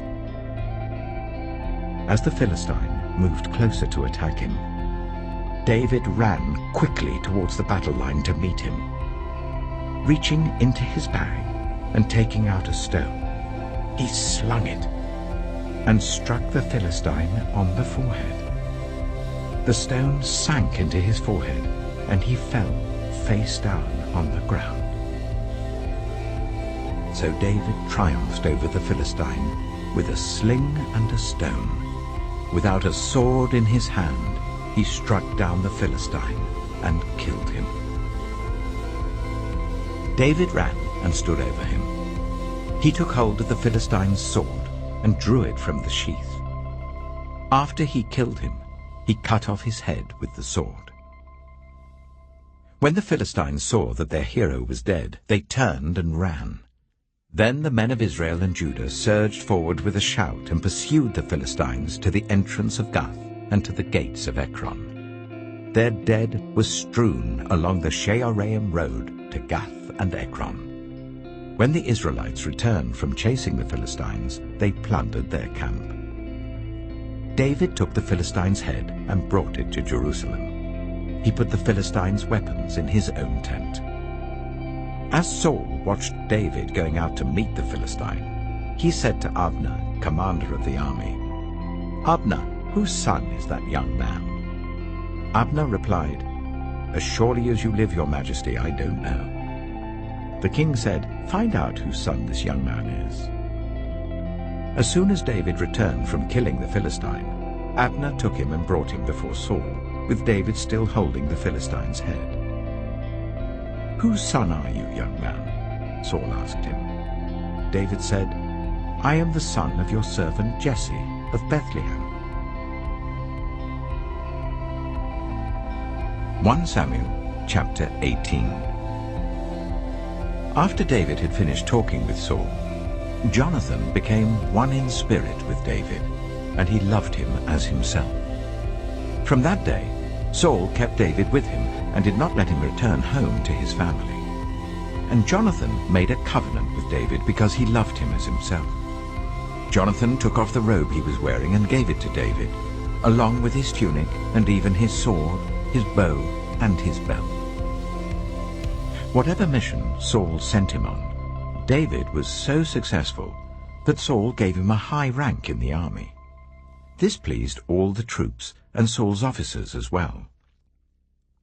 When the men were returning home after David had killed the Philistine, the women came out from all the towns of Israel to meet King Saul, with singing and dancing, with joyful songs, with tambourines and lyres. As they danced, they sang, "Saul has slain his thousands, and David his tens of thousands."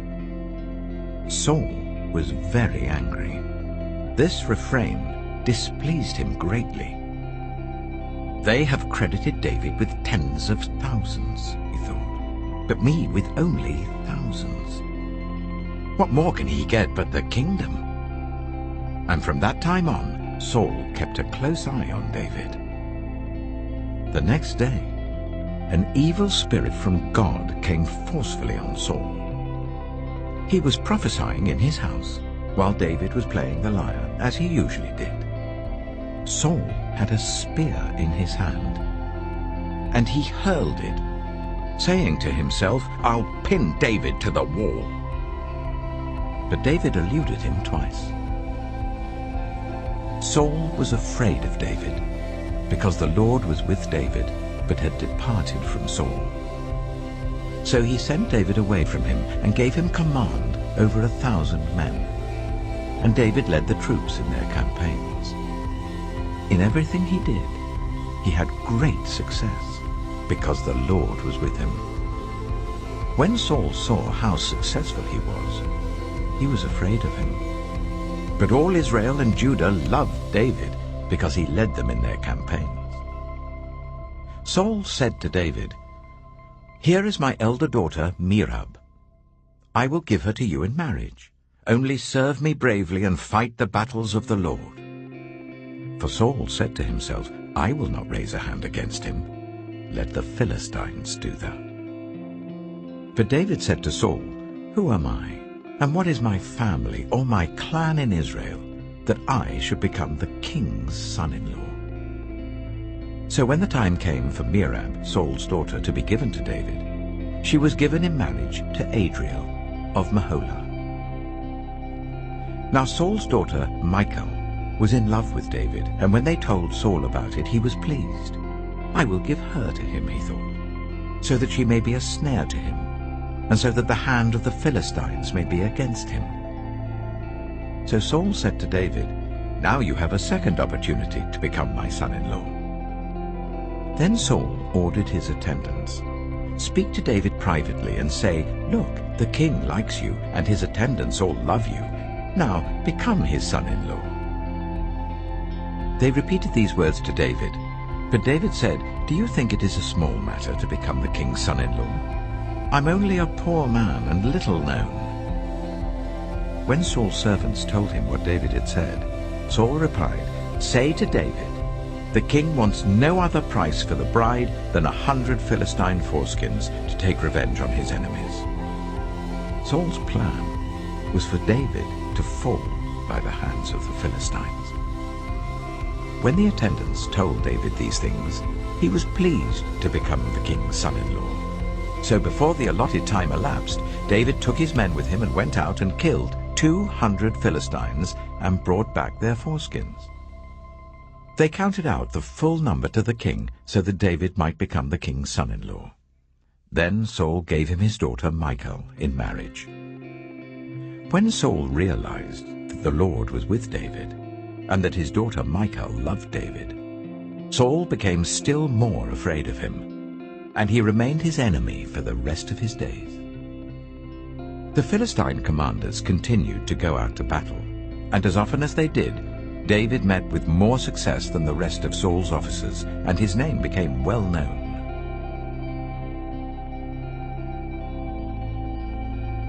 1 Samuel chapter 19. Saul told his son Jonathan and all the attendants to kill David.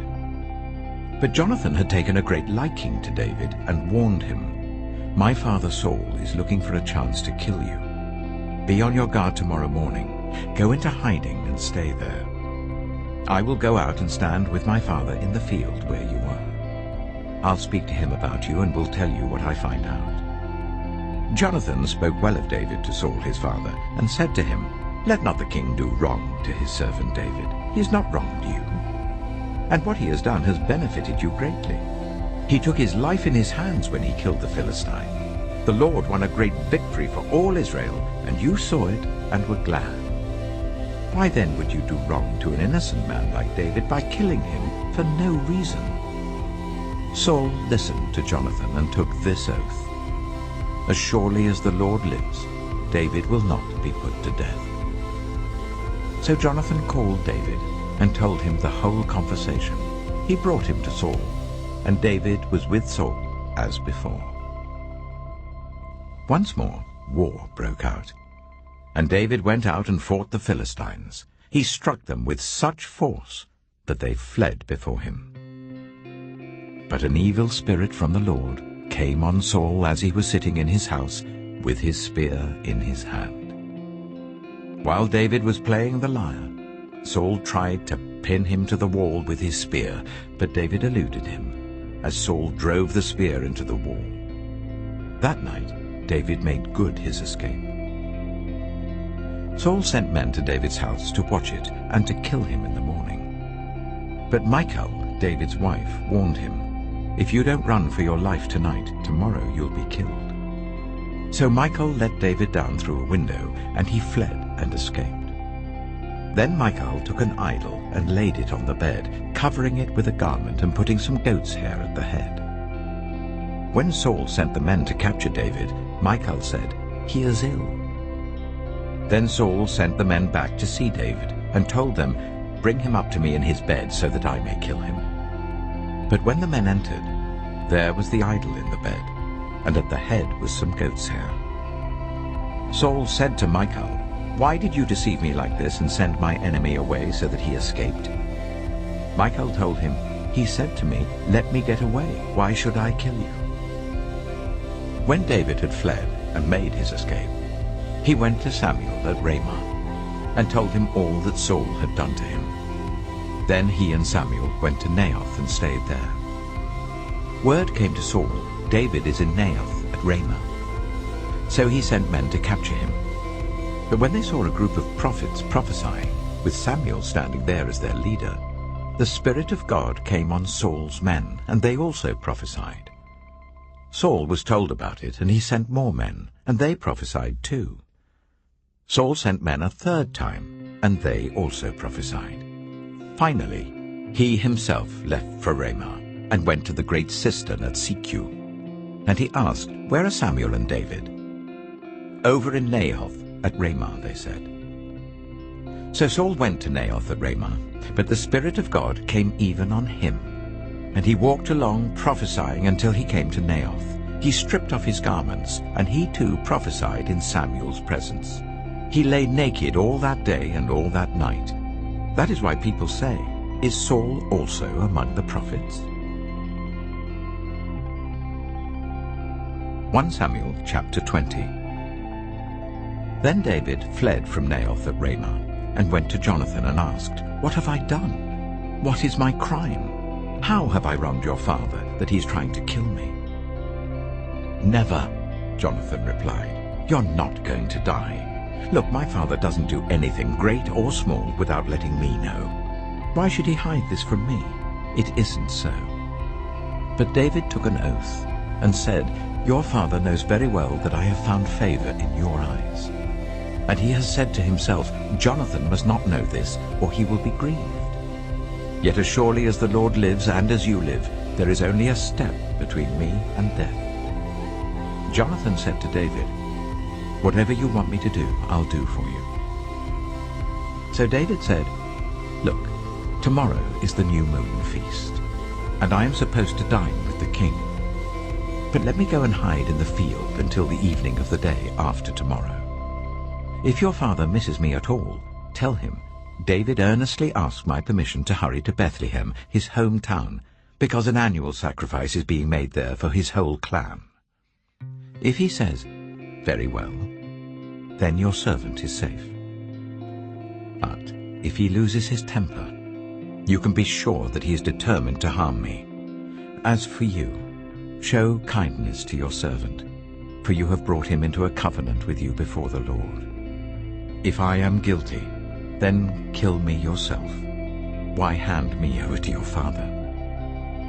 "Never," Jonathan said. "If I had the least inkling that my father was determined to harm you, wouldn't I tell you?" David asked, "Who will tell me if your father answers you harshly?" "Come," Jonathan said, "let's go out into the field." So they went there together. Then Jonathan said to David, "I swear by the Lord, the God of Israel, that I will surely sound out my father by this time the day after tomorrow. If he is favorably disposed towards you, will I not send you word and let you know? But if my father intends to harm you, may the Lord deal with me, be it ever so severely, if I do not let you know and send you away in peace. May the Lord be with you, as he has been with my father. But show me unfailing kindness like the Lord's kindness as long as I live, so that I may not be killed. And do not ever cut off your kindness from my family, not even when the Lord has cut off every one of David's enemies from the face of the earth." So Jonathan made a covenant with the house of David, saying, "May the Lord call David's enemies to account." And Jonathan made David reaffirm his oath out of love for him, because he loved him as he loved himself. Then Jonathan said to David, "Tomorrow is the new moon feast. You will be missed, because your seat will be empty. The day after tomorrow, towards evening, go to the place where you hid when this trouble began, and wait by the stone easel. I will shoot 3 arrows to the side of it, as though I were shooting at a target. Then I will send a boy and say, 'Go find the arrows.' If I say to him, 'Look, the arrows are on this side of you, bring them here,' then come, because as surely as the Lord lives, you are safe, there is no danger. But if I say to the boy, 'Look, the arrows are beyond you,' then you must go, because the Lord sent you away. And about the matter you and I discussed, remember, the Lord is witness between you and me forever." So David hid in the field. And when the new moon feast came, the king sat down to eat. He sat in his customary place by the wall, opposite Jonathan, and Abner sat next to Saul, but David's place was empty. Saul said nothing that day, for he thought something must have happened to David to make him ceremonially unclean. Surely he is unclean. But the next day, the second day of the month, David's place was empty again. Then Saul said to his son Jonathan, "Why hasn't the son of Jesse come to the meal, either yesterday or today?" Jonathan answered, "David earnestly asked me for permission to go to Bethlehem. He said, 'Let me go because our family is observing a sacrifice in the town, and my brother has ordered me to be there. If I have found favor in your eyes, let me go to see my brothers.' That is why he has not come to the king's table."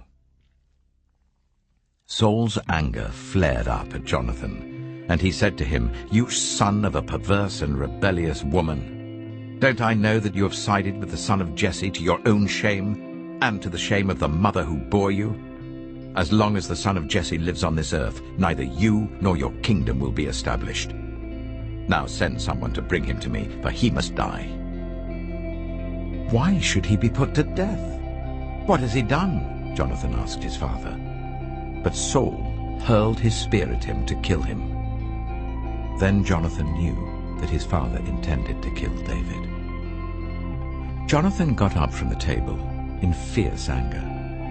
On that second day of the feast he did not eat, because he was grieved at his father's shameful treatment of David. In the morning, Jonathan went out to the field for his meeting with David. He had a small boy with him, and he said to the boy, "Run and find the arrows I shoot." As the boy ran, he shot an arrow beyond him. When the boy came to the place where Jonathan's arrow had fallen, Jonathan called out after him, "Isn't the arrow beyond you?" Then he shouted, "Hurry, go quickly, don't stop." The boy picked up the arrow and returned to his master. The boy knew nothing about all this, only Jonathan and David knew. Then Jonathan gave his weapons to the boy and said, "Go, carry them back to town." After the boy had gone, David got up from the south side of the stone and bowed down before Jonathan 3 times with his face to the ground. Then they kissed each other and wept together. But David wept the most. Jonathan said to David, "Go in peace, for we have sworn friendship with each other in the name of the Lord, saying, 'The Lord is witness between you and me, and between your descendants and my descendants forever.'" Then David left, and Jonathan went back to the town. 1 Samuel chapter 21. David went to Nob, to Ahimelech the priest. Ahimelech trembled when he met him and asked, "Why are you alone? Why is no one with you?" David answered Ahimelech the priest, "The king sent me on a mission and said to me, 'No one is to know anything about the mission I'm sending you on. As for my men, I've told them to meet me at a certain place. Now then, what have you to hand? Give me 5 loaves of bread, or whatever you can find." But the priest answered David, "I don't have any ordinary bread to hand. However, there is some consecrated bread here, provided the men have kept themselves from women." David replied, "Indeed, women have been kept from us, as usual whenever I set out. The men's bodies are holy even on missions that are not holy. How much more so today?" So the priest gave him the consecrated bread, since there was no bread there except the bread of the presence that had been removed from before the Lord and replaced by hot bread on the day it was taken away. Now one of Saul's servants was there that day, detained before the Lord. He was Doeg, the Edomite, Saul's chief shepherd. David asked Ahimelech, "Don't you have a spear or sword here? I haven't brought my sword or any other weapon, because the king's mission was urgent." The priest replied, "The sword of Goliath the Philistine, whom you killed in the valley of Elah, is here. It is wrapped in a cloth behind the ephod. If you want it, take it.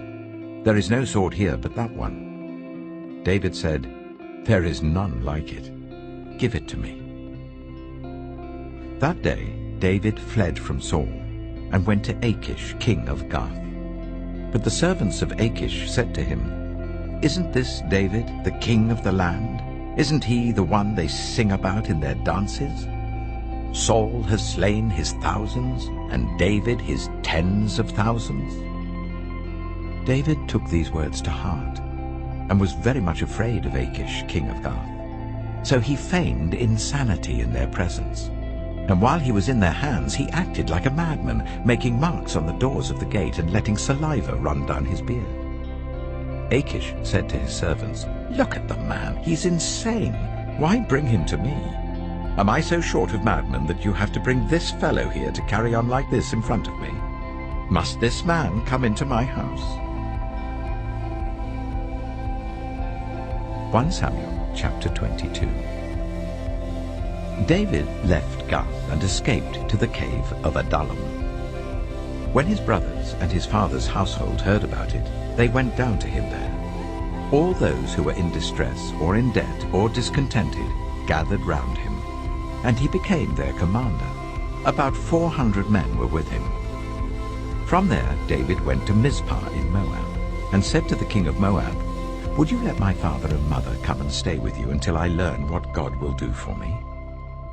So he left them with the king of Moab, and they stayed with him as long as David was in the stronghold.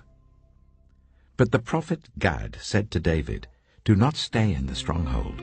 Go into the land of Judah." So David left and went to the forest of Hereth.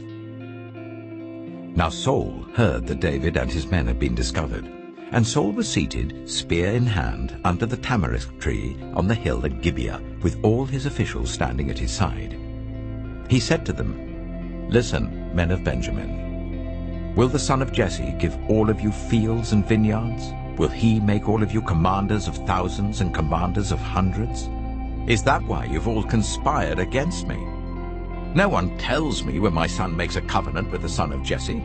None of you is concerned about me or tells me that my son has incited my servant to lie in wait for me as he does today."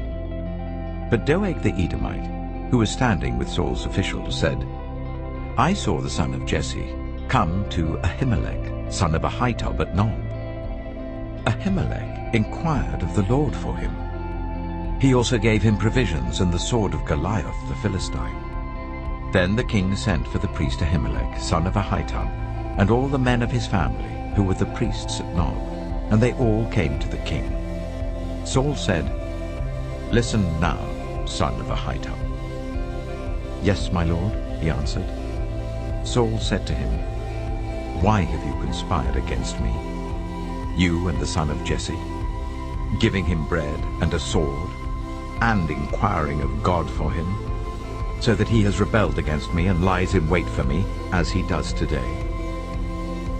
Ahimelech answered the king, "Who of all your servants is as loyal as David, the king's son-in-law, captain of your bodyguard, and highly respected in your household?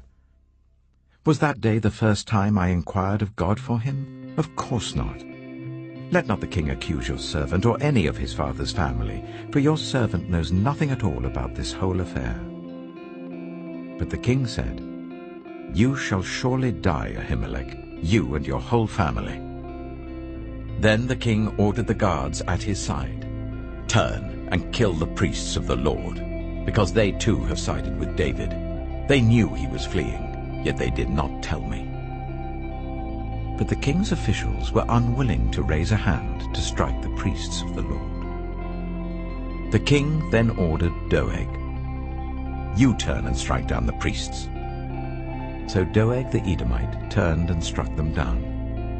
That day he killed 85 men who wore the linen ephod. He also put to the sword Nob, the town of the priests, with its men and women, its children and infants, and its cattle, donkeys, and sheep. But one son of Ahimelech, son of Ahitub, named Abiathar, escaped and fled to join David. He told David that Saul had killed the priests of the Lord. Then David said to Abiathar, "That day, when Doeg the Edomite was there, I knew he would be sure to tell Saul. I am responsible for the death of your whole family. Stay with me, don't be afraid. The man who wants to kill you is trying to kill me too. You will be safe with me." 1 Samuel chapter 23. When David was told, "Look, the Philistines are fighting against Keilah and are looting the threshing floors," he inquired of the Lord, saying, "Shall I go and attack these Philistines?" The Lord answered him, "Go, attack the Philistines, and save Keilah." But David's men said to him, "Here in Judah we are afraid. How much more then if we go to Keilah against the Philistine forces?" Once again David inquired of the Lord, and the Lord answered him, "Go down to Keilah, for I am going to give the Philistines into your hand." So David and his men went to Keilah, fought the Philistines, and carried off their livestock. He inflicted heavy losses on the Philistines and saved the people of Keilah. Now Abiathar, son of Ahimelech, had brought the ephod down with him when he fled to David at Keilah. Saul was told that David had gone to Keilah, and he said, "God has delivered him into my hands, for David has imprisoned himself by entering a town with gates and bars." And Saul called up all his forces for battle, to go down to Keilah to besiege David with his men. When David learned that Saul was plotting against him, he said to Abiathar the priest, "Bring the ephod." David said, "Lord God of Israel, your servant has heard definitely that Saul plans to come to Keilah and destroy the town on account of me. Will the citizens of Keilah surrender me to him? Will Saul come down as your servant has heard? Lord God of Israel, tell your servant." And the Lord said, "He will." Again David asked, "Will the citizens of Keilah surrender me and my men to Saul?" And the Lord said, "They will." So David and his men, about 600 in number, left Keilah and kept moving from place to place. When Saul was told that David had escaped from Keilah, he did not go there. David stayed in the wilderness strongholds and in the hills of the desert of Ziph. Day after day Saul searched for him, but God did not give David into his hands. While David was at Horesh in the desert of Ziph, he learned that Saul had come out to take his life, and Saul's son Jonathan went to David at Horesh and helped him to find strength in God. "Don't be afraid," he said. "My father Saul will not lay a hand on you. You shall be king over Israel, and I will be second to you. Even my father Saul knows this." The two of them made a covenant before the Lord. Then Jonathan went home, but David remained at Horesh. The Ziphites went up to Saul at Gibeah and said, "Is not David hiding among us in the strongholds at Horesh, on the hill of Keilah, south of Jeshimon? Now your majesty, come down whenever it pleases you to do so, and we will be responsible for giving him into your hands." Saul replied, "The Lord bless you for your concern for me. Go and get more information. Find out where David usually goes and who has seen him there. They tell me he's very crafty. Find out about all the hiding places he uses and come back to me with definite information. Then I will go with you. If he is in the area, I will track him down among all the clans of Judah." So they set out and went to Ziph, ahead of Saul. Now David and his men were in the desert of Maon, in the Arabah south of Jeshimon. Saul and his men began to search, and when David was told about it, he went down to the rock and stayed in the desert of Maon. When Saul heard this, he went into the desert of Maon in pursuit of David. Saul was going along one side of the mountain, and David and his men were on the other side, hurrying to get away from Saul. As Saul and his forces were closing in on David and his men to capture them, a messenger came to Saul, saying, "Come quickly, the Philistines are raiding the land." Then Saul broke off his pursuit of David and went to meet the Philistines. That is why they call this place Selah Hamalakoth. And David went up from there and lived in the strongholds of En-gedi. 1 Samuel chapter 24. After Saul returned from pursuing the Philistines, he was told, "David is in the desert of En-gedi." So Saul took 3,000 able young men from all Israel and set out to look for David and his men near the crags of the wild goats. He came to the sheepfolds along the way. A cave was there, and Saul went in to relieve himself. David and his men were far back in the cave. The men said, "This is the day the Lord spoke of when he said to you, 'I will give your enemy into your hands for you to deal with as you wish.'" Then David crept up unnoticed and cut off a corner of Saul's robe. Afterwards, David was conscience-stricken for having cut off a corner of his robe. He said to his men, "The Lord forbid that I should do such a thing to my master, the Lord's anointed, or lay my hand on him. For he is the anointed of the Lord." With these words David sharply rebuked his men, and did not allow them to attack Saul. And Saul left the cave and went his way. Then David went out of the cave and called out to Saul, "My lord the king." When Saul looked behind him, David bowed down and prostrated himself with his face to the ground. He said to Saul, "Why do you listen when men say, 'David is bent on harming you'? This day you have seen with your own eyes how the Lord gave you into my hands in the cave. Some urged me to kill you, but I spared you. I said, 'I will not lay my hand on my Lord because he is the Lord's anointed.' See, my father, look at this piece of your robe in my hand. I cut off the corner of your robe, but did not kill you. See that there is nothing in my hand to indicate that I am guilty of wrongdoing or rebellion. I have not wronged you, but you are hunting me down to take my life. May the Lord judge between you and me, and may the Lord avenge the wrongs you have done to me, but my hand will not touch you. As the old saying goes, from evildoers come evil deeds, so my hand will not touch you. Against whom has the king of Israel come out? Who are you pursuing? A dead dog? A flea?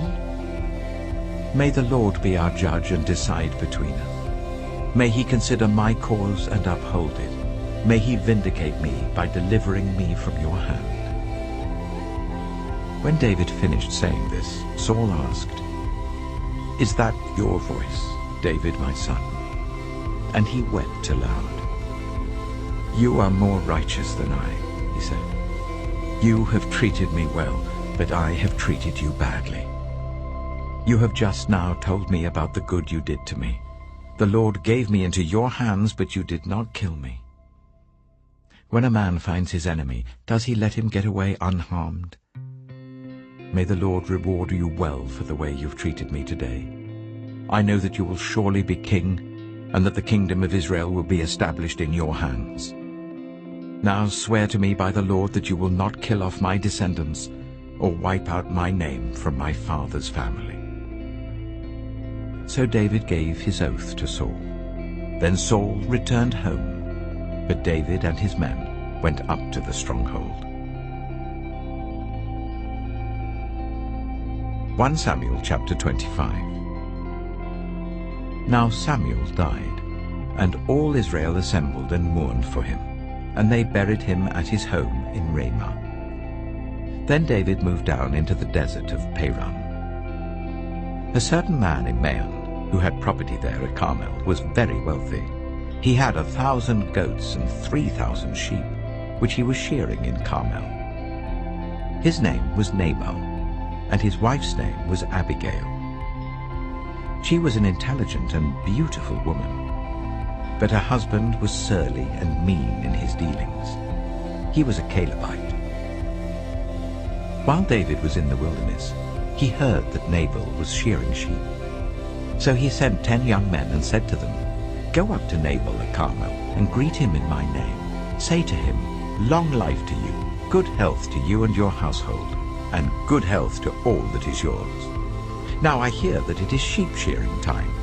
When your shepherds were with us, we did not ill-treat them, and the whole time they were at Carmel, nothing of theirs was missing. Ask your own servants, and they will tell you. Therefore be favorable towards my men, since we come at a festive time. Please give your servants and your son David whatever you can find for them." When David's men arrived, they gave Nabal this message in David's name. Then they waited. Nabal answered David's servant, "Who is this David? Who is this son of Jesse? Many servants are breaking away from their masters these days. Why should I take my bread and water and the meat I've slaughtered for my shearers and give it to men coming from who knows where?" David's men turned round and went back. When they arrived, they reported every word. David said to his men, "Each of you strap on your sword."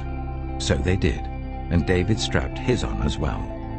About 400 men went up with David, while 200 stayed with the supplies. One of the servants told Abigail, Nabal's wife, "David sent messengers from the wilderness to give our master his greetings, but he hurled insults at them. Yet these men were very good to us. They did not ill-treat us, and the whole time we were out in the fields near them, nothing was missing. Night and day, they were a wall around us the whole time we were herding our sheep near them. Now think it over and see what you can do, because disaster is hanging over our master and his whole household. He is such a wicked man that no one can talk to him." Abigail acted quickly. She took 200 loaves of bread, 2 skins of wine, 5 dressed sheep, 5 seahs of roasted grain, 100 cakes of raisins, and 200 cakes of pressed figs, and loaded them on donkeys. Then she told her servants, "Go on ahead, I'll follow you." But she did not tell her husband Nabal. As she came riding on her donkey into a mountain ravine, There were David and his men descending towards her, and she met them. David had just said, "It's been useless, all my watching over this fellow's property in the wilderness, so that nothing of his was missing. He has paid me back evil for good. May God deal with David, be it ever so severely, if by morning I leave alive one male of all who belong to him." When Abigail saw David, she quickly got off her donkey and bowed down before David with her face to the ground. She fell at his feet and said, "Pardon your servant, my lord, and let me speak to you. Hear what your servant has to say. Please pay no attention, my lord, to that wicked man Nabal. He is just like his name. His name means fool, and folly goes with him. As for me, your servant, I did not see the men my lord sent.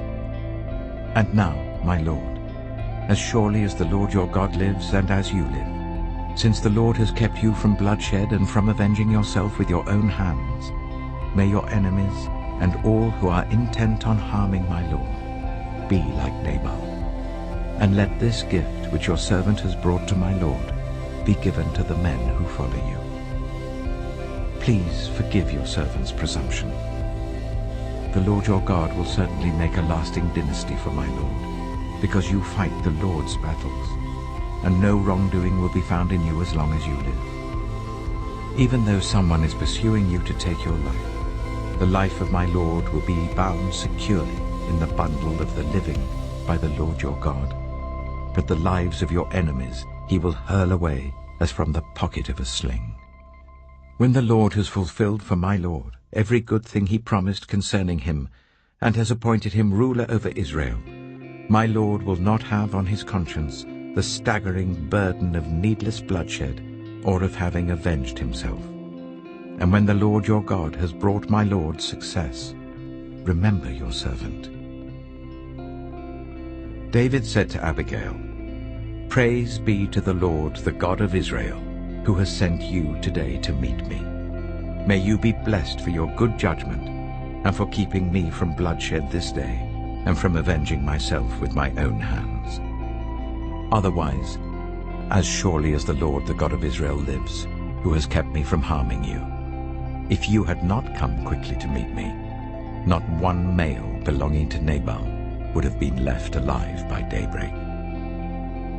Then David accepted from her hand what she had brought to him and said, "Go home in peace.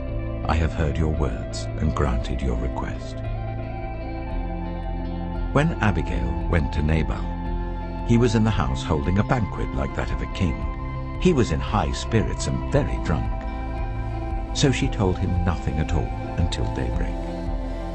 Then, in the morning, when Nabal was sober, his wife told him all these things, and his heart failed him, and he became like a stone.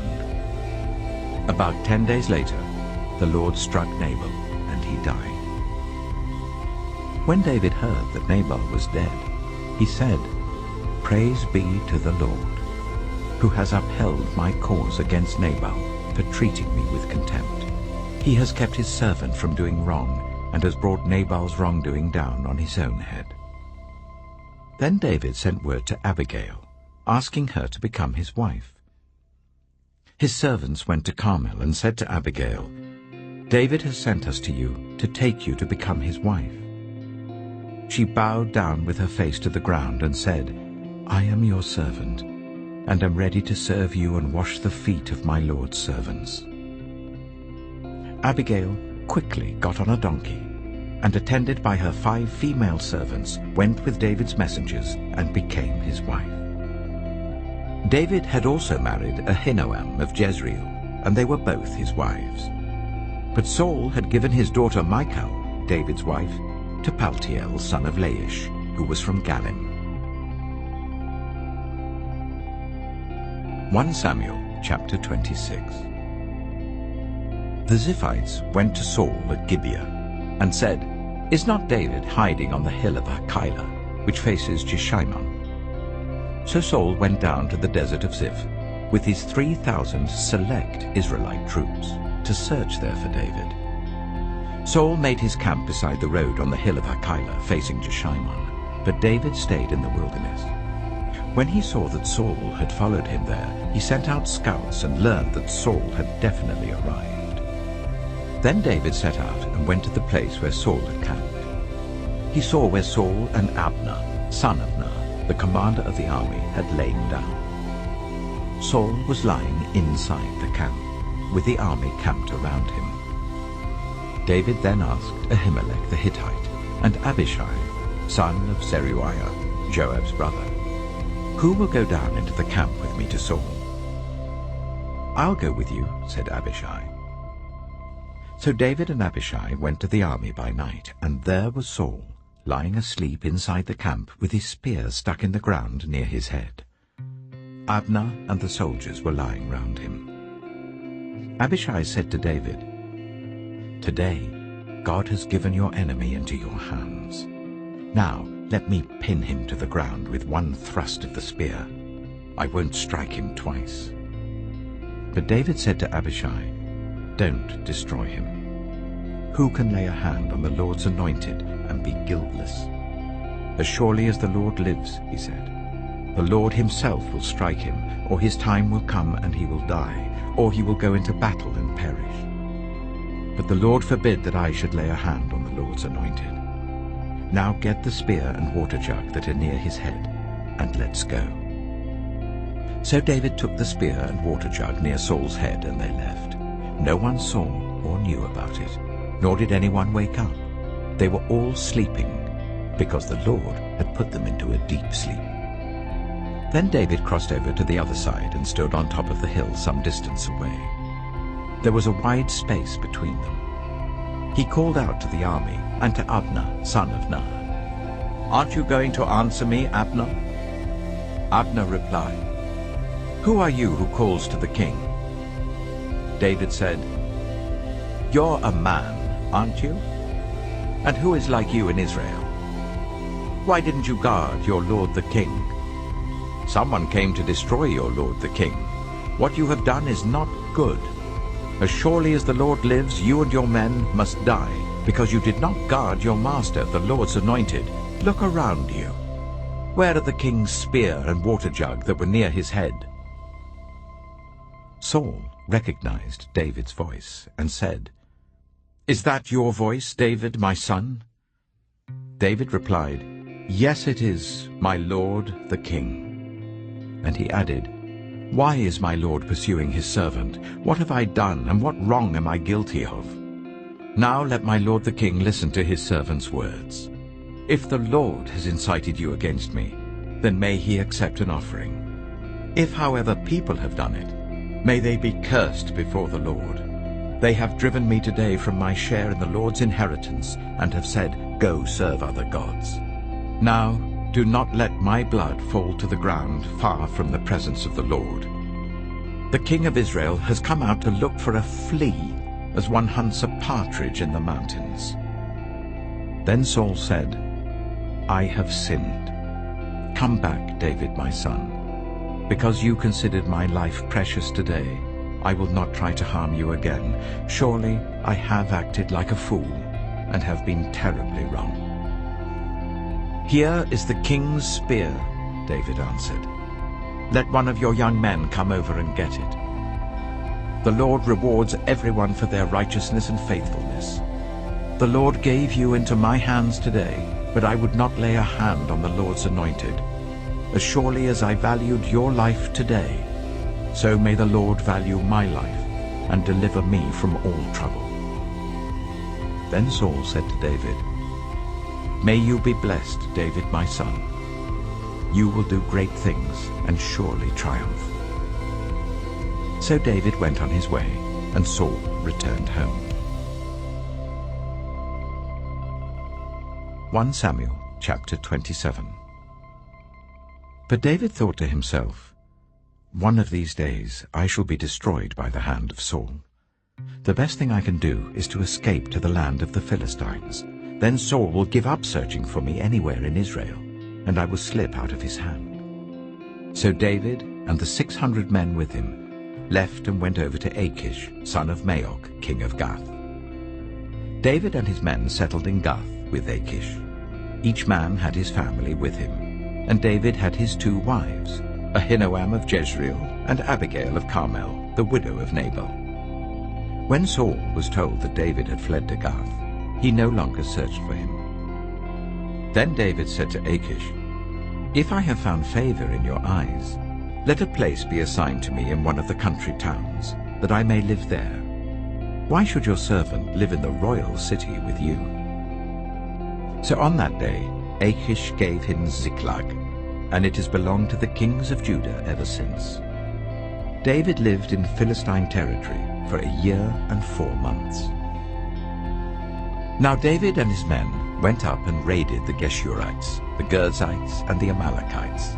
From ancient times these people had lived in the land extending to Shur and Egypt. Whenever David attacked an area, he did not leave a man or woman alive, but took sheep and cattle, donkeys and camels, and clothes. Then he returned to Achish. When Achish asked, "Where did you go raiding today?"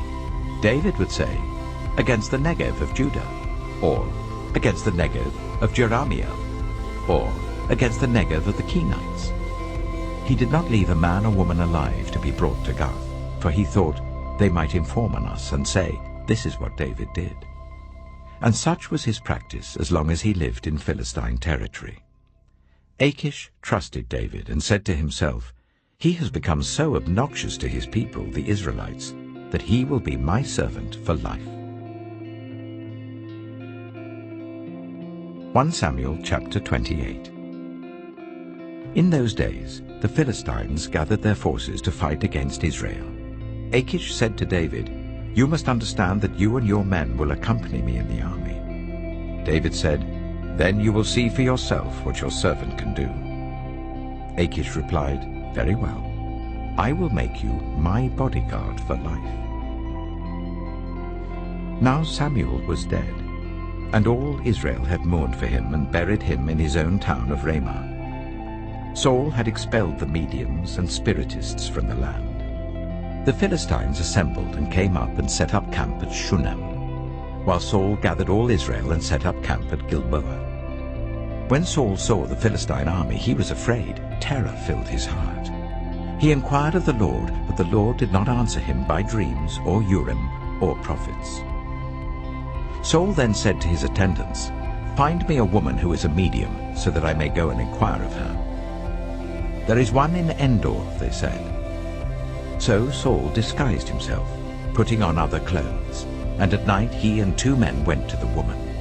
"Consult a spirit for me," he said, "and bring up for me the one I name." But the woman said to him, "Surely you know what Saul has done. He has cut off the mediums and spiritists from the land. Why have you set a trap for my life to bring about my death?" Saul swore to her by the Lord, "As surely as the Lord lives, you will not be punished for this." Then the woman asked, "Whom shall I bring up for you?" "Bring up Samuel," he said. When the woman saw Samuel, she cried out at the top of her voice and said to Saul, "Why have you deceived me? You are Saul." The king said to her, "Don't be afraid. What do you see?" The woman said, "I see a ghostly figure coming up out of the earth." "What does he look like?" he asked. "An old man wearing a robe is coming up," she said. Then Saul knew it was Samuel, and he bowed down and prostrated himself with his face to the ground. Samuel said to Saul, "Why have you disturbed me by bringing me up?" "I am in great distress," Saul said. "The Philistines are fighting against me, and God has departed from me. He no longer answers me either by prophets or by dreams. So I have called on you to tell me what to do." Samuel said, "Why do you consult me, now that the Lord has departed from you and become your enemy? The Lord has done what he predicted through me. The Lord has torn the kingdom out of your hands and given it to one of your neighbors, to David. Because you did not obey the Lord or carry out his fierce wrath against the Amalekites, the Lord has done this to you today. The Lord will deliver both Israel and you into the hands of the Philistines, and tomorrow you and your sons will be with me, the Lord will also give the army of Israel into the hands of the Philistines." Immediately Saul fell full length on the ground, filled with fear because of Samuel's words. His strength was gone, for he had eaten nothing all that day and all that night. When the woman came to Saul and saw that he was greatly shaken, she said, "Look, your servant has obeyed you. I took my life in my hands and did what you told me to do. Now please listen to your servant and let me give you some food, so that you may eat and have the strength to go on your way." He refused and said, "I will not eat."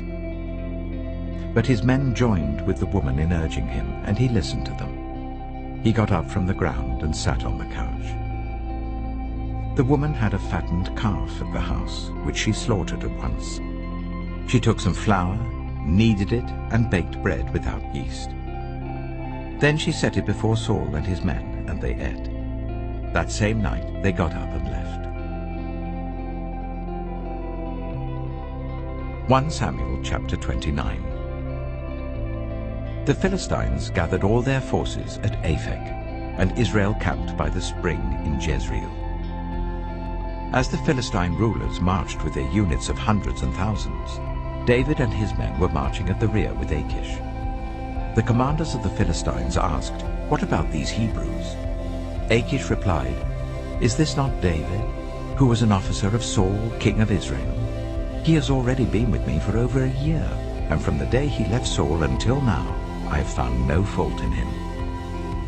But the Philistine commanders were angry with Achish and said, "Send the man back, that he may return to the place you assigned him.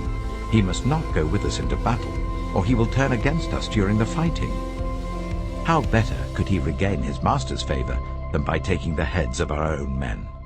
Isn't this the David they sang about in their dances? Saul has slain his thousands, and David his tens of thousands. So Achish called David and said to him, "As surely as the Lord lives, you have been reliable, and I would be pleased for you to serve with me in the army. From the day you came to me until today, I have found no fault in you, but the rulers don't approve of you. Now turn back and go in peace. Do nothing to displease the Philistine rulers." "But what have I done?" asked David. "What have you found against your servant from the day I came to you until now? Why can't I go and fight against the enemies of my lord the king?" Achish answered, "I know that you have been as pleasing in my eyes as an angel of God. Nevertheless, the Philistine commanders have said, 'He must not go up with us into battle.' Now get up early, along with your master's servants who have come with you, and leave in the morning as soon as it is light." So David and his men got up early in the morning to go back to the land of the Philistines, and the Philistines went up to Jezreel. 1 Samuel chapter 30. David and his men reached Ziklag on the third day. Now the Amalekites had raided the Negev and Ziklag. They had attacked Ziklag and burned it, and had taken captive the women and everyone else in it, both young and old. They killed none of them, but carried them off as they went on their way. When David and his men reached Ziklag, they found it destroyed by fire, and their wives and sons and daughters taken captive.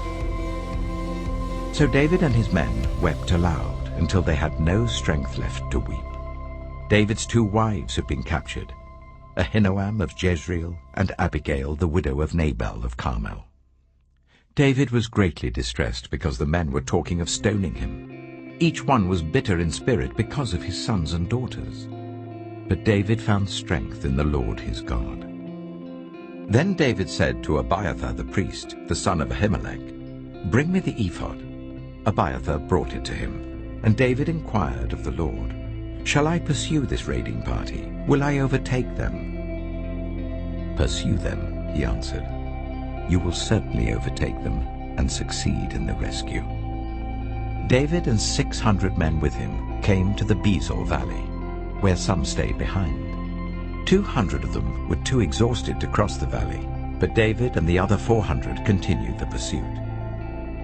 They found an Egyptian in a field and brought him to David. They gave him water to drink and food to eat, part of a cake of pressed figs and 2 cakes of raisins. He ate and was revived, for he had not eaten any food or drunk any water for 3 days and 3 nights. David asked him, "Who do you belong to? Where do you come from?" He said, "I am an Egyptian, the slave of an Amalekite. My master abandoned me when I became ill 3 days ago. We raided the Negev of the Kirathites, some territory belonging to Judah, and the Negev of Caleb, and we burned Ziklag." David asked him, "Can you lead me down to this raiding party?" He said, "Swear to me before God that you will not kill me or hand me over to my master, and I will take you down to them."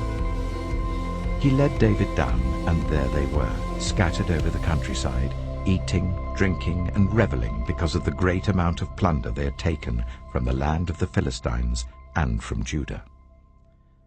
David fought them from dusk until the evening of the next day, and none of them got away except 400 young men who rode off on camels and fled.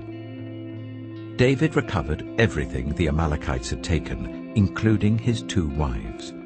Nothing was missing. Young or old, boy or girl, plunder or anything else they had taken, David brought everything back. He took all the flocks and herds, and his men drove them ahead of the other livestock, saying, "This is David's plunder." Then David came to the 200 men who had been too exhausted to follow him, and who were left behind at the Bezor valley. They came out to meet David and the men with him. As David and his men approached, he asked them how they were. But all the evil men and troublemakers among David's followers said, "Because they did not go out with us, we will not share with them the plunder we recovered. However, each man may take his wife and children and go." David replied, "No, my brothers, you must not do that with what the Lord has given us. He has protected us and delivered into our hands the raiding party that came against us. Who will listen to what you say? The share of the man who stayed with the supplies is to be the same as that of him who went down to the battle. All shall share alike." David made this a statute and ordinance for Israel from that day to this. When David reached Ziklag, he sent some of the plunder to the elders of Judah, who were his friends, saying, "Here is a gift for you from the plunder of the Lord's enemies." David sent it to those who were in Bethel, Ramoth Negeb, and Yattah, to those in Aroah, Sifmoth, and Eshtemoa, and Rachel, to those in the towns of the Jerahmeelites and the Kenites, to those in Hormah, Bor-Ashan, Athak, and Hebron, and to those in all the other places where he and his men had roamed. Now the Philistines fought against Israel. The Israelites fled before them, and many fell dead on Mount Gilboa. The Philistines were in hot pursuit of Saul and his sons, and they killed his sons Jonathan, Abinadab, and Malchishua. The fighting grew fierce around Saul, and when the archers overtook him, they wounded him critically. Saul said to his armor-bearer, "Draw your sword and run me through, or these uncircumcised fellows will come and run me through and abuse me." But the armor-bearer was terrified and would not do it. So Saul took his own sword and fell on it. When the armor-bearer saw that Saul was dead, he too fell on his sword and died with him. So Saul and his 3 sons and his armor-bearer and all his men died together that same day. When the Israelites along the valley and those across the Jordan saw that the Israelite army had fled, and that Saul and his sons had died, they abandoned their towns and fled. And the Philistines came and occupied them. The next day, when the Philistines came to strip the dead, they found Saul and his 3 sons fallen on Mount Gilboa.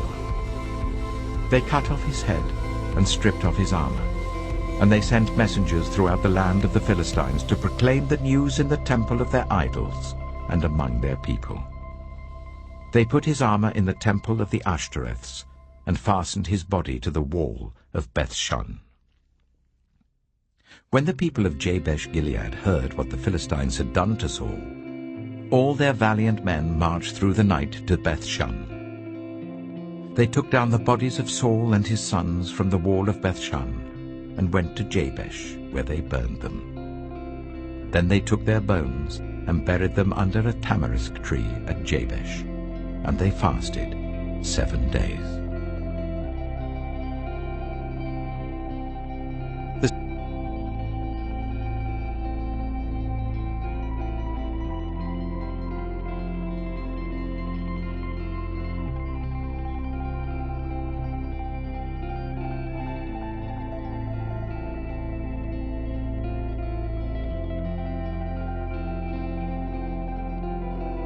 Thank you for watching. If you like video, please share the video and subscribe our channel. Thank you.